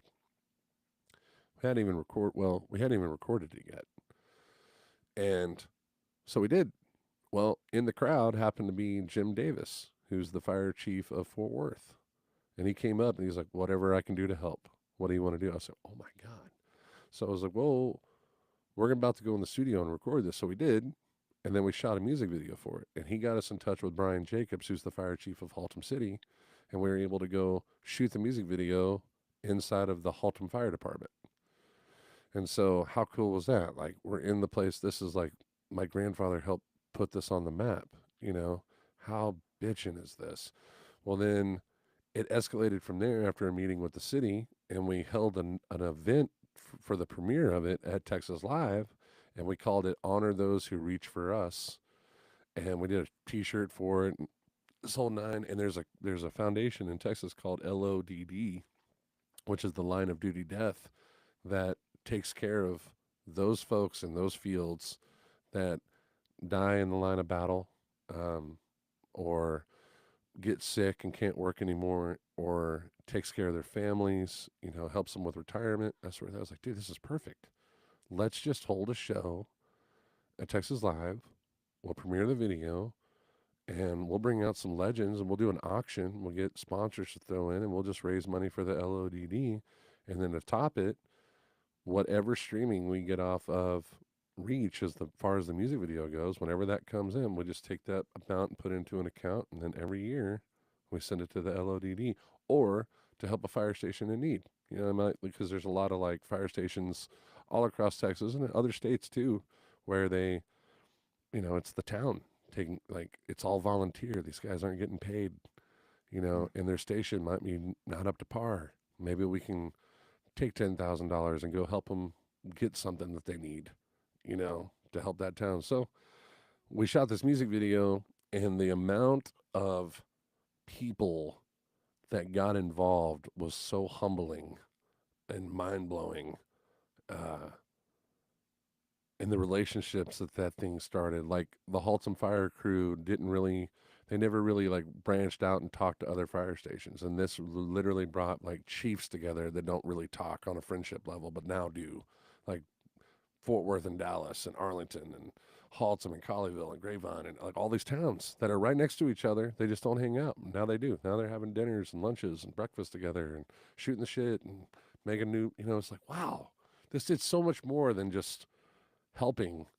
Like, and it really blew our mind, and it really just went right along with the theme of the song, reach. It's like reaching out and gaining a friend. I was like, whoa. And I didn't know about that until we did the premiere. Like, I was told that by a few guys, and I was like, oh my God. And then we didn't expect anything. We didn't want anything out of this. Channel 5 did a story on it, Channel 4, Channel 11. And what's even crazier than that is like Dawn White, the lady that did the story on it for NBC, for Fox 4, she came to the fire station while we were doing the music video and did a story on us. And then now her and AC, our drummer, are like a tight item. Like they're together. And I'm like, what? So like, they fell in love with each other kind of deal. And we ended up raising just under, on the auction, we raised just under $9,000 or just under 10 grand. And then when we added all of our merch sales to it for the shirts and everything, it brought it up to like almost 11. And so $11,000 to help out the LODD. And I was just like, dude, this is so badass. And so months go by. That was September 29th. Months go by. And we're holding, the band gets together every Thanksgiving and Christmas. And we do like a band giving together and Christmas party, right? And right before our Thanksgiving party, I get this box delivered on the front doorstep. And it's from Wendy Norris at the LODD. And I open it up, and it's this like house-looking frame, and it's got a Texas flag put inside of it, and it's got a note from the House of Representatives of Texas. And they recognized our band for help for doing this for our firefighters. And they flew this flag at our state capitol in honor of our band for doing this. Wow. And dude, you talk about, I'm getting chills talking about it now. Like, you talk about one of my most, I mean, I broke down. I haven't cried in years, and I like had tears just falling out of my face. Like, I will take this. I was so honored and humbled at that point. Like, oh my God. Like, look at this. Like, I didn't expect this. I didn't want anything from them. We wanted to give them something. I didn't expect anything in return. None of us did. And when that happened, I was just like, holy shit. And on the show, like when we did the deal, Brian Jacobs and the Haltom Fire Department like gave us an actual helmet like a fire helmet that this is something they do for their firefighters, and they gave us a helmet that was actually used in Haltom Fire, and it belonged to somebody that had fallen, and this helmet was passed on to us as a sign of leadership. And I thought that was, for me, that was enough. And they also gave us this. I keep it here on my desk. It was a coin that they gave us. They gave us this coin. They made it especially just for that. And I was like, dude, this is insane. This is, that to me that was enough. That Yeah. that no more. We don't need anything else. Long as this is helping y'all, And then when that thing came in from the Texas, House of Representatives, and it's signed by our governor, and all these signatures on there, and the sergeant at arms, and then it has some coins that are placed in there that are like specially made for that. I was just like, oh my God, how did we do this? We're just some local band from Fort Worth that managed to put this thing together. We're not one of those military grabs. We don't do stuff like that. Like, we support them 100%, but we're not singing political songs, and we're not, we just wanted to find somebody to help. And it all started from just thinking of my family and going, this would be cool to honor my great grandfather, and which is even more nuts when you really start going to that rabbit hole. Because during that, so my dad was murdered when I was a kid, right? And so there's a whole nother side of the family that I didn't really know. And then, like my half brother and two half sisters, right? And three separate mothers, my mom, their mom, and another mom, right? We didn't start really talking until this last 3 years, 4 years. So it's been that dead silent. So my dad's gone, and pretty much my entire family on my mom's side, immediate family's gone.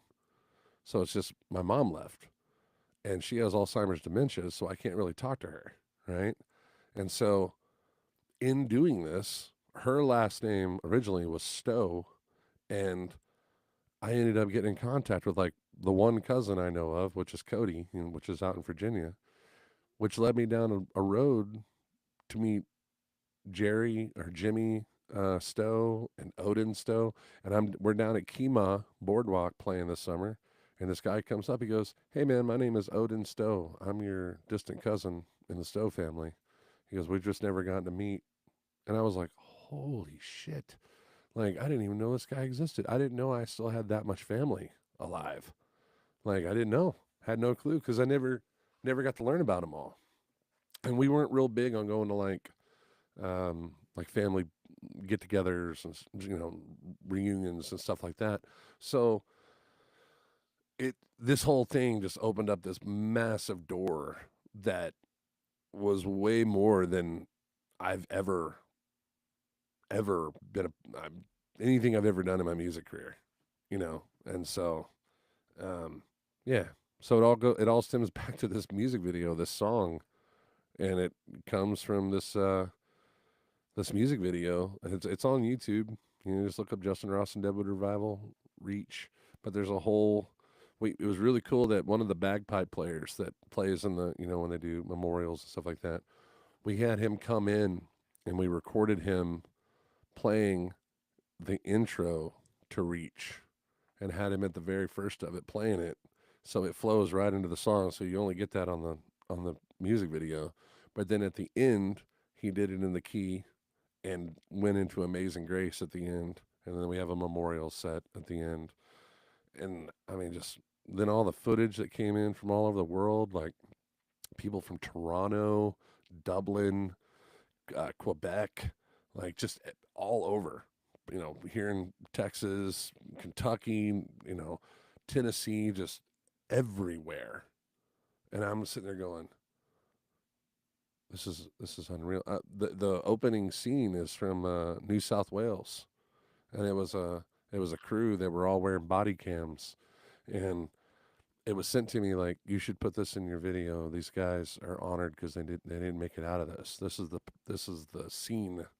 The only thing that made it out were these fire retardant cameras, and they were fighting a fire in a forest, and you can see in the moment they're panicking, and the fire shifts as they're in the truck, and it comes up on top of the truck, and that was a wrap. Like Wow. none of them survived, and so it was like, oh my god, like, and to this day, like I watch that and tear up because I'm just like, man, these men and women, they do some things that is just, we got our world here in music and our 9 to 5s and the things we do, but then when you really go down that rabbit hole of what these people do, holy PTSD, like these guys go through some shit on a daily basis, not just once, but like maybe 20 times a day. Think about when you're in home, even if you're, especially if you're in the city, like how many times do you hear fire trucks going down the street? Yeah. We live right next to one, and I hear them. I don't know how many times a day. In fact, on this podcast, there was already 2 that passed, and I heard them going back in the background. I was like, oh, there's another one. It's like a train passing by. You just get used to it. But Yeah. it's like we see that every day when we're out. Ambulances flying by and fire trucks. It may not even be a fire, but they get called. They're on the scene. You know, Yeah. Like so everything. pretty amazing, man. So Yeah. I think out of all the songs on the record, that one it just hit different, and I think you can hear that when you listen to the record. But all the songs on there have meaning, but that one really hits me hard. It's even hard to perform. Like I have to turn my brain off. I have to not think about what I'm saying in that song. I have to just sing it and do the best I can. Cause Yeah. Just kind of go in the back of your mind. totally, yeah. There's a few songs like that. Like I think you know one thing that never really gets talked about is when musicians write a song that damn near broke them. You know what I mean? When you perform that song, you're having to put yourself, doesn't matter how long ago it is, you have to put yourself back in that frame of mind. Like I got a song called Weed for the Whiskey and another song called Breathe. Those were in some of the darkest times of my life. But when I perform them, it is hard to get through it. Like it is really hard because, and you'll see, like as I come out of a song, I'm just like, okay. It's not that I was tired from playing it. It's just that I'm just like, okay, what's the next song? What am I, where am I going? Don't think about this, you know. Um, on the Into the Dark record, I have a song on there called Echo of the Angels. And I, to this day, can't play it live. I cannot do it. I've probably played it live 4 times and I can't make it through it. Like I will break down right in the middle of a song. Um, and there's people that come up and request that song constantly, and I just cannot bring myself to do that. And it's beautiful. And it's Steve Hammond on keys, and this girl named Brittany that was playing violin and acoustic and harmonies, the whole nine. It's so beautiful, but it's like Jesus, I can't do this live. And not to mention a mood killer. That's like that's in a place where like if you're in like I guess if you were in like a really dimly lit what do you call it? Listening room, that would be the place to do it. But you're not gonna do it at the Mule Barn. I'm not gonna do it at the Rhinestone during the stockyards during the stock show. Like you talk about kill the mood. Jesus, you slit your wrist after you hear that song. Like, but yeah, putting yourself in the moment to play those tunes. But that there again, that's a lot of what I love about what we do with Deadwood. Like the song "Bring Me Home," man. Like fuck, I love playing that song. I'm fucking jamming during that son of a bitch. The rain. We have a song called "Rock and Roll in a Dream." Kind of a cheesy name, but good lord, it tells the story. But damn, it's good. And we just aggressively feel the music when we're getting into it. It's almost kind of like you zone out. You're just zoning. The crowd blurs, and you're just telling a story throughout the show. you know. Then you come out the other end and you're like, man, did we do all right? You know, fuck. I was so into it, you know, that kind of deal. I don't know, man. Like I said before, I've never had this much fun or been this enthralled with a band. You know, like I couldn't picture playing without these guys. Yeah, You know, it's come to that part of the career. You know, nobody's expendable. yeah. You know what I mean? That's a great thing for a band. Totally. Like you don't hear about that these days either. You don't. Like, how many bands do you know that keep the same musicians on for years, like 2 years? You make 2 years, man. What do they say when you get married? It's like if you can make it for the first 2 years, you guys are doing all right. When you make it to 5, you know, like you guys are pretty locked in. You make it to 10, you know, you're probably going to be old together. Well, it's a lot. It's the same way in a band.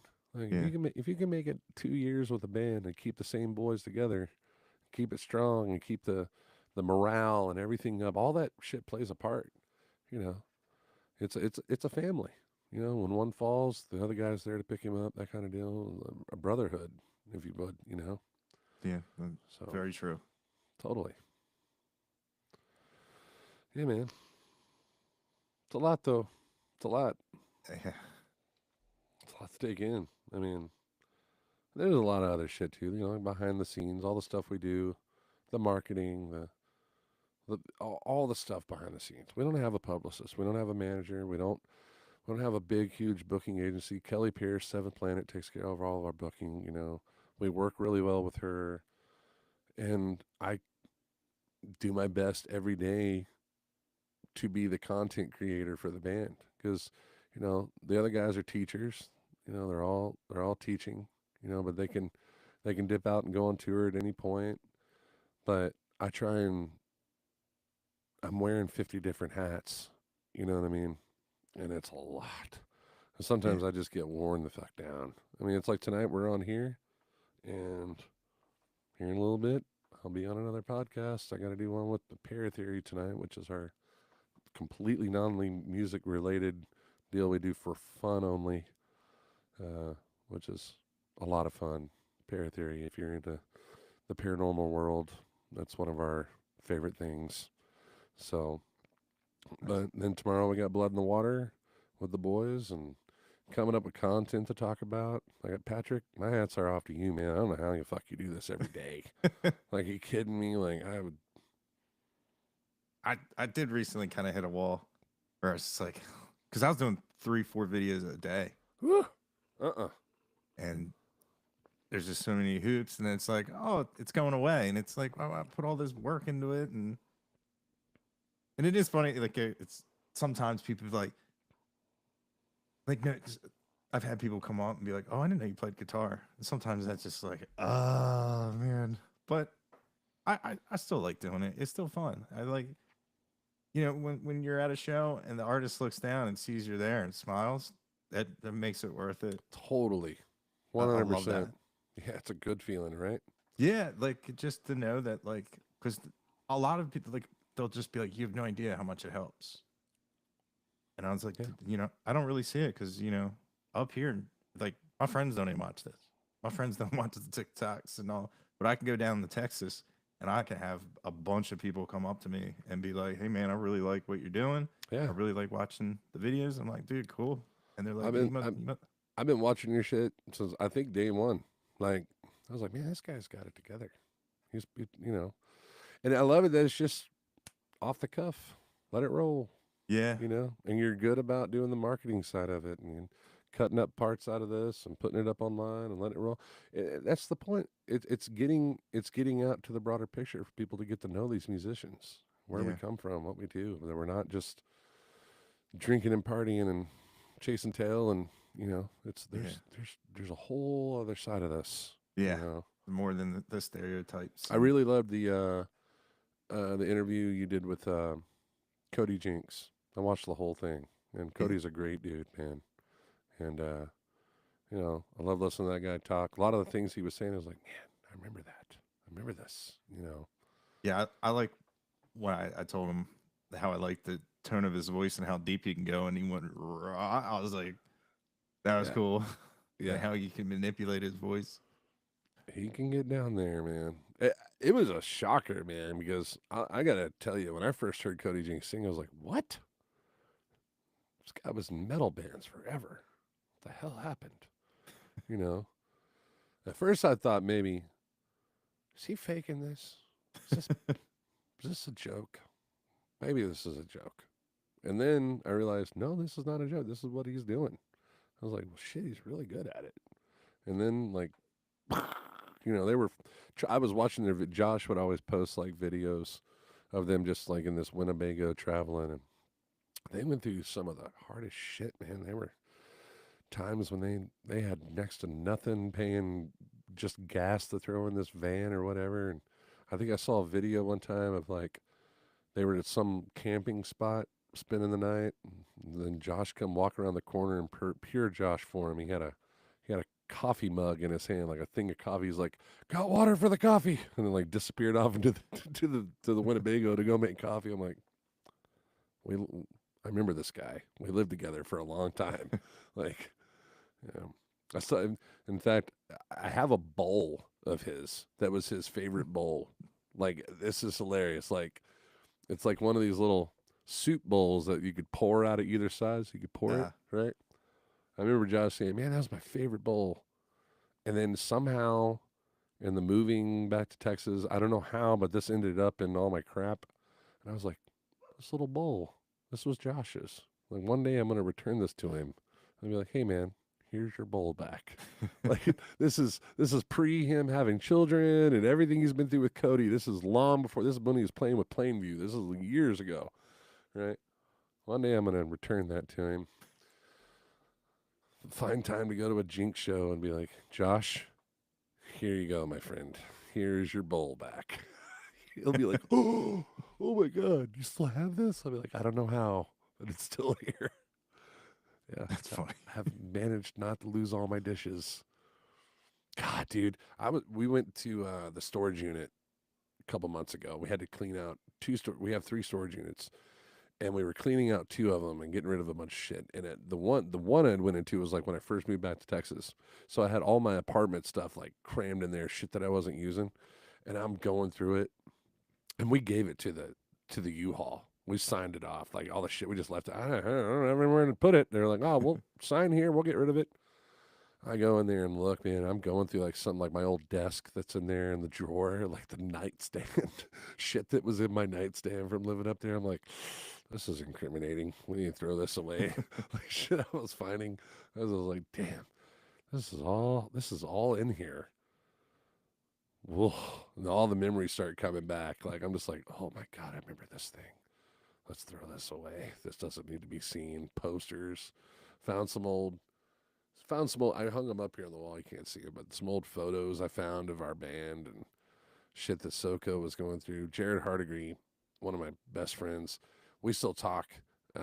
He lives up in Edmond, and we only get to see each other every so often, like a few years.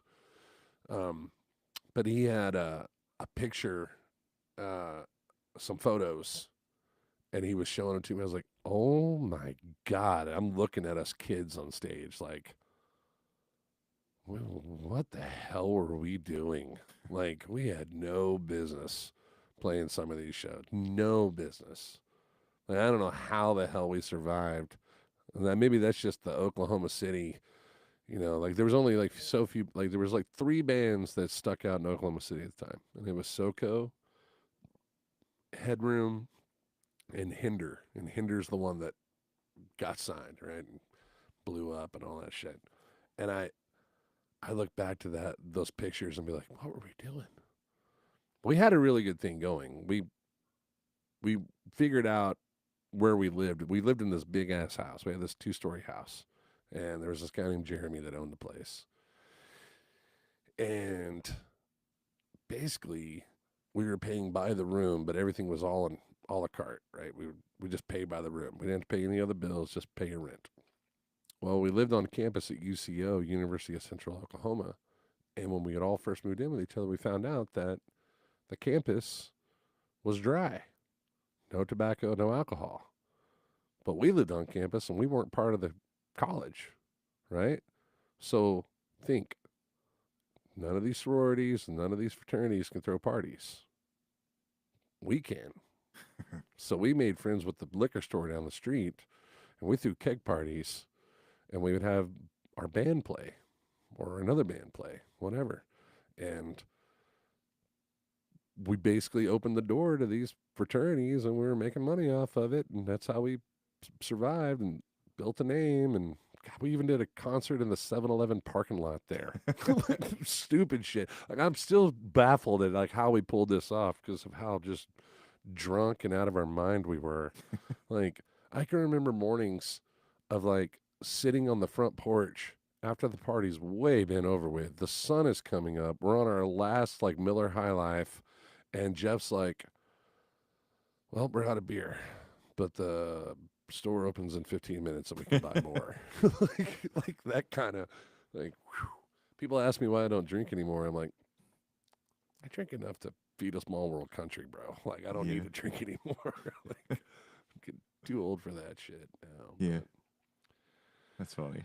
those are all good times, man. It's amazing where everybody's gone and how things have become. And then, and then I still look at where I'm at now. And, I used to say, like 4 or 5 years ago, I was saying shit like, man, if Doc Brown pulled up right now in that DeLorean, I'd probably go back and slap that kid, playing guitar, Yeah. tell him to go get a job. But now it's a whole new outlook. Like, I don't think I'd change a thing. I'm content and happy with where I'm at. My wife, I met her on the road. Like, every street knowledge thing I know is from touring and playing. It's not from, you know, I don't know, man. I don't think I could survive without it. I think about it too. Like, what am I going to do when I hit that like 6-0 mark? Like, that's in less than 20 years. 43 now. Like, what am I going to do when I can't play guitar anymore? I can't sing anymore. Like, the running joke is I'd be up there in a wheelchair with a breather on, just like trying to crank out a solo or something. But I don't know, man. I don't know what the hell I would do if I didn't have it. I go nut. Like, this week we're off.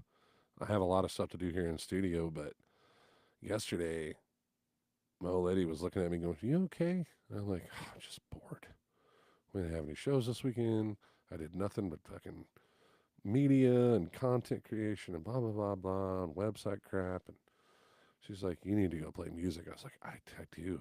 We can't take a week off like this. Like, and thank God we got a bunch of shows this week. So I'm eager as hell to get in, on Wednesday and go record or go play with Johnny. You know Johnny Cooper?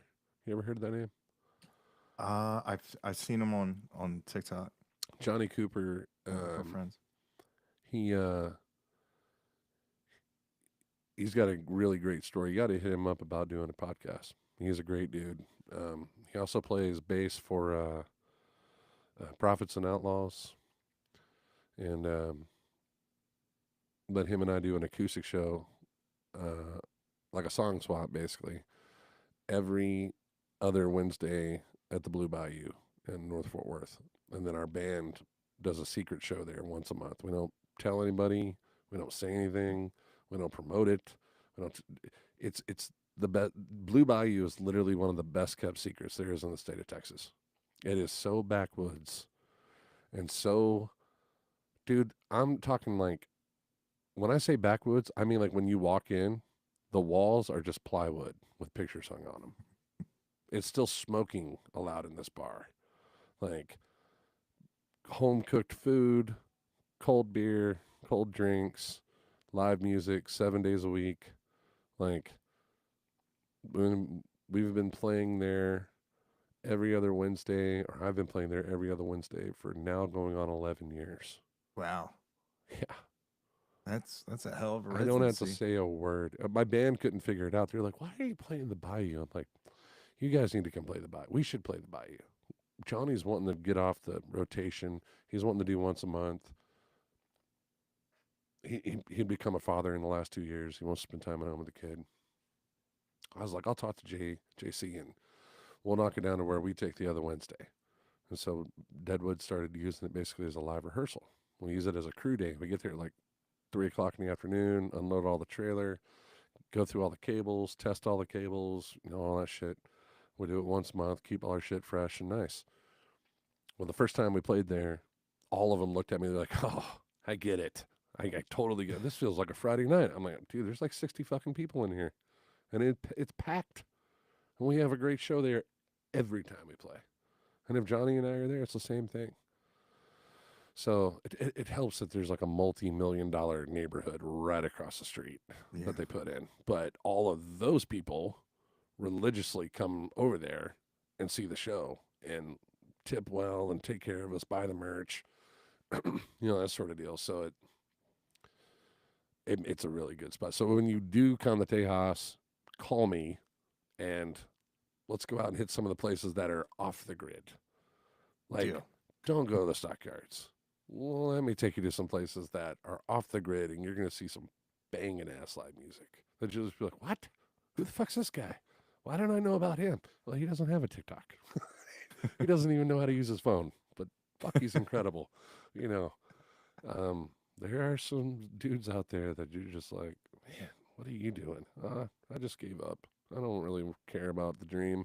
I just play because I love it. And boy, do they. You can see just 50 years of playing and they're playing and you're just like, God damn, this dude right here, man, holy shit. Yeah, definitely take you to the Bayou. You'll enjoy that place. Get a home cooked steak, and they have steak night on Saturday nights.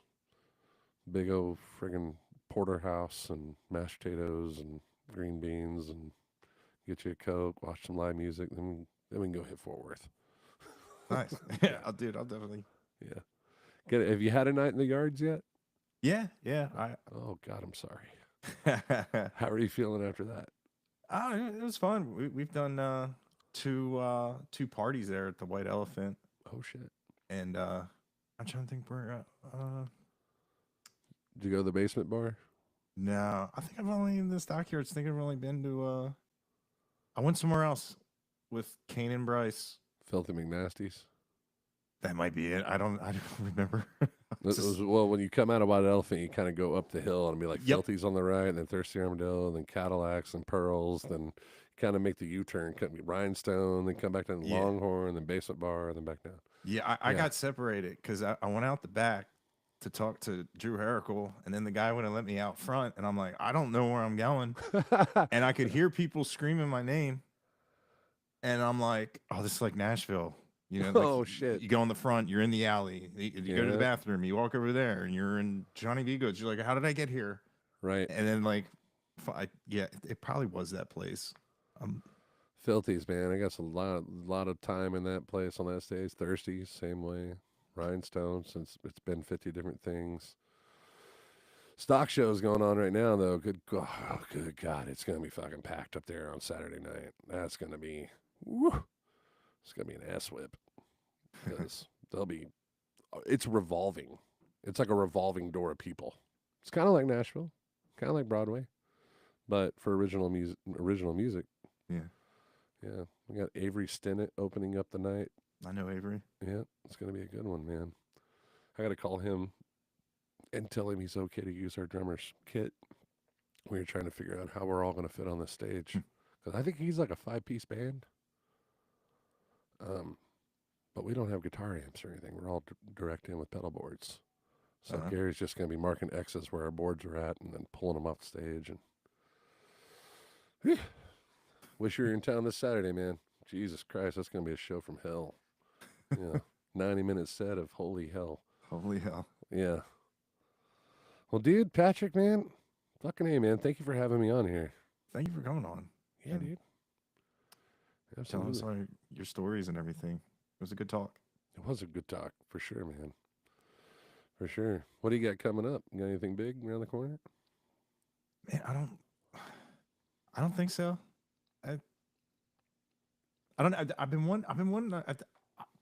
I write like lyrics, but I'm not like a good like complete the song kind of guy. And my drummer, he has a songwriting deal because his first co-write went platinum, so he's getting in the song. Well, he is writing songs, and I called him up the other day, and we were just like talking, and he was like, "We should sit down and write some songs." So, with music wise, I was hoping to do more stuff. I still have to get to Nashville to record some songs. I was in a co-write up there a long time ago, which all the songs are about drinking.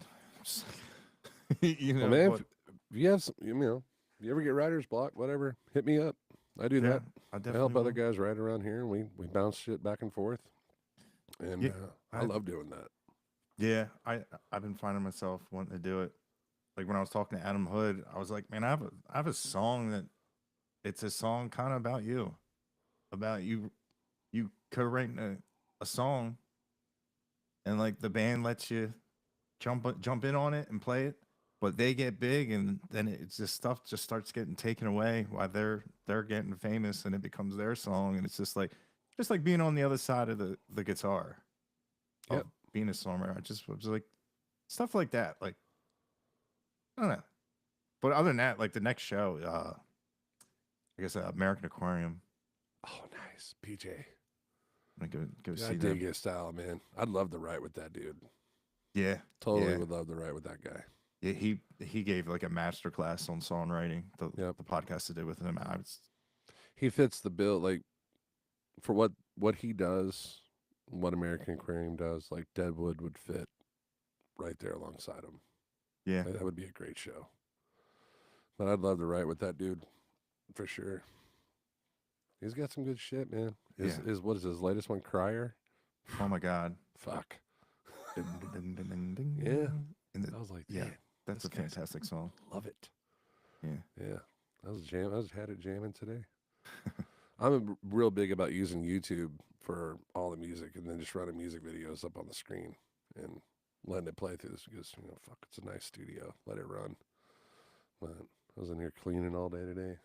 Had to get this thing back in action. I trashed it. I got a bunch of pedals I got to fix to my left and I took a stab at replacing some stuff on an LED light that we had to go bad with one that's still good, but the body on it's broken.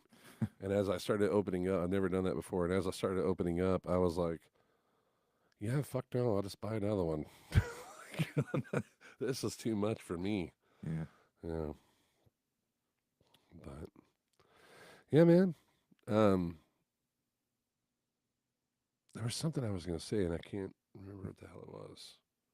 Oh, we got nominated for by Texas Country Music Association. This is something that happened this week. We got nominated for best merch by Best merch. random. Yeah, That's I was nice. like, okay, merch. I'm in. Let's promote it. So, people have been going and voting. It's on our Facebook and all that stuff. People are going and making their vote. And then now we're getting people asking from like out of state, like, well, where can we get merch? Deadwoodfan.com/our info takes you directly to our all-in-one link page for our sponsors and our merch store and all that stuff. We actually put some new merch on there today, and I just thought that was totally random because we just got back from Dallas Entertainment Awards where the rain was up for single of the year, and then we get hit with best merch for TCMAs. I'm like, merch. That's cool. Well, I mean, we do push the shit out of it. Yeah. We're trying to go to Ireland. That's our big goal. We want to do a tour over there. Not like a song swap, not Texas Red Dirt pub crawl or anything like that. We're talking about a full tour from the top of Scotland to the bottom of Ireland. That'd be fun. We're in talks of making it happen. We just got to raise the money to make it happen, to get over there. Yeah, that's the part. So we had a sponsor in, but they recently sold their business, so that kind of set us back a little bit. But we'll pick up another one. Yeah. Yeah. Well, yeah. I hope that comes to light. Totally, bro. All right, my man. Well, I'm gonna get off here and go eat dinner. I got another podcast to do, like 30 minutes. All right, man. Well, thank you, Justin, for jumping on. You got and it, bro. talk. Absolutely. And we'll definitely do it again sometime. For sure. Absolutely. Anytime, bro. All right. Yeah, All right. and whenever I'm in Fort Worth, I'll hit you up. Yeah, dude. Absolutely do that because we'll go out and we'll tie one on for a night. I'll fall off the wagon for a night. Why not? All right. Yeah. All right, man. All right, man. I'll talk to you. Yep. See ya.